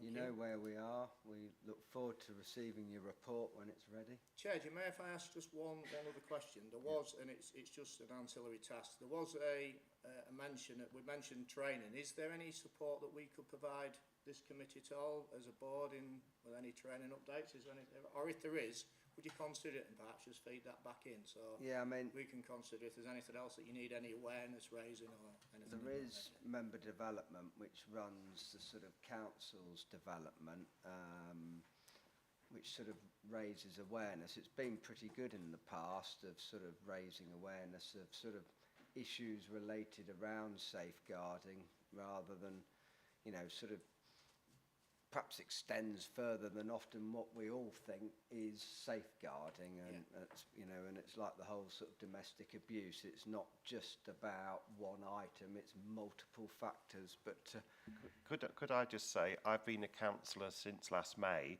and unless I've missed it, we haven't had any specific safeguarding training, and we are meeting people all the time, and have opportunities to spot things that aren't right. I may have missed something important, but as far as I know, we haven't had any. I think we'll pass that on to the Council of Development, Simon, and we can sort of put that recommendation through, and the fact that you're willing to sort of come, and it'll be a good item for them. Nikki. Thanks, Chair. I'll be really brief. I know we're on time, but just about being robust and about this committee and involvement on the ground and what we see and everybody's responsibility. I have a little story. So a couple of weeks ago, I was approached by a colleague working in my division, which is St Giles, opposite party, it's not a party political thing, who was worried about finding a gentleman. He was dementia, wandering about. Nicola, it's your division, I don't quite know what to do. And I said, right, no problem. So I thought, gosh, who do I speak to? So I thought about this committee. I know that as an authority, we work in partnership with our city colleagues as well in their authority. So the first person I thought of, actually, because he's so approachable, was Glenn. Now, I know he's a really busy man, but I thought, gosh, you know, I really need to act quickly here. I went out to see if we could find the gentleman, find the address, and actually, there are 2 addresses exactly the same in Lincoln. I guessed it would be the one in mine because of where it was, but anyway, I spoke to Glenn, told him what I'd found, told him the correspondence I'd had, and he went, oh my word, it had been reported to adult social care through their telephone system. But because the information was not quite adequate and because it was about safeguarding, they couldn't act on it. So he realised that was a blocking problem, and he said, leave that with me, I'll get back to you straight away, I will speak to the city team, I will give you an answer that you can use so that you can get back to this gentleman and say, yes, we are aware of it. I will make sure that the city team are aware of it, and they will come back to you and tell you they've done it, which actually happened within 48 hours.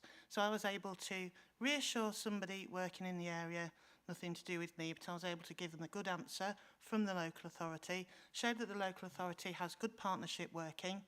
The partnership then came back to me and said, yes, we are aware of the gentleman, we're going to see him now, we're going to reassess his needs. Everything was sorted and it was done. And it was done really because Glenn is so approachable and such a wonderful officer and enjoyable to listen to, and you all are. You all give information, and actually there is safeguarding information out there if you want to assess it and learn, because I have actually looked at that, but you need to do it on a more individual basis because it's for your own protection as well, not just about looking out for other people. So I know the system works, I know we're robust, and I think what I really need to get from this is to know that partners on the ground are robust, so that when I say to a police officer, I need you to go and look at that, I'm a bit worried, like you've pointed out and Tracy's pointed out, we know they're going to do it. They're not going to go, oh, I'm so tired, I just can't be bothered. You know, so for me, it's about partnership working right on the ground level that I need feedback from, because it relates to what I'm doing. But as an organisation, I know and have confidence in the fact that we actually do a good job. So, brilliant, thank you. Mark, you want to just come back? And then we'll wrap up. So the point I was going to make, I think you just referred to Simon. I'm a member of the Council Development Group, so I was going to offer to take you forward training on safeguarding, but I'm just starting to think, and I've got Rob here as chairman of Children's Scrutiny as well. Maybe if we do a training session, we do a joint one around adults safeguarding, also children's safeguarding as well. Just so to give us as members, when we're doing casework, some training around safeguarding and what to look for. Thanks, Mr. Chairman. Brilliant, thank you. Okay, well, thank you very much for coming, and yeah, wish you well on your task and finish. Okay, Simon, not a lot to report, have you? No, quite quick. Thank you, Chairman. Just very briefly, the work programme is set out on pages 108 and 109 of the agenda. There are a couple of items that we've picked up during the course of the morning, an update on the digital strategy, stroke telecare, perhaps later in the year, together with another update on the workforce strategy, again, perhaps in the autumn, and also maybe for the next meeting on the 25th of May, an update on social care reform. Thank you, Chairman. Yeah, in effect, as we've got financial assessments coming to us on the next one, it makes sense to sort of have an update on the impact of the social care reforms to the potential council's budget, etc. They might not get the final answer, but at least it's keeping us updated along the way. So, okay, well, thank you all for coming, and thank you very much. And I'll end the committee session. Just for noting, we've now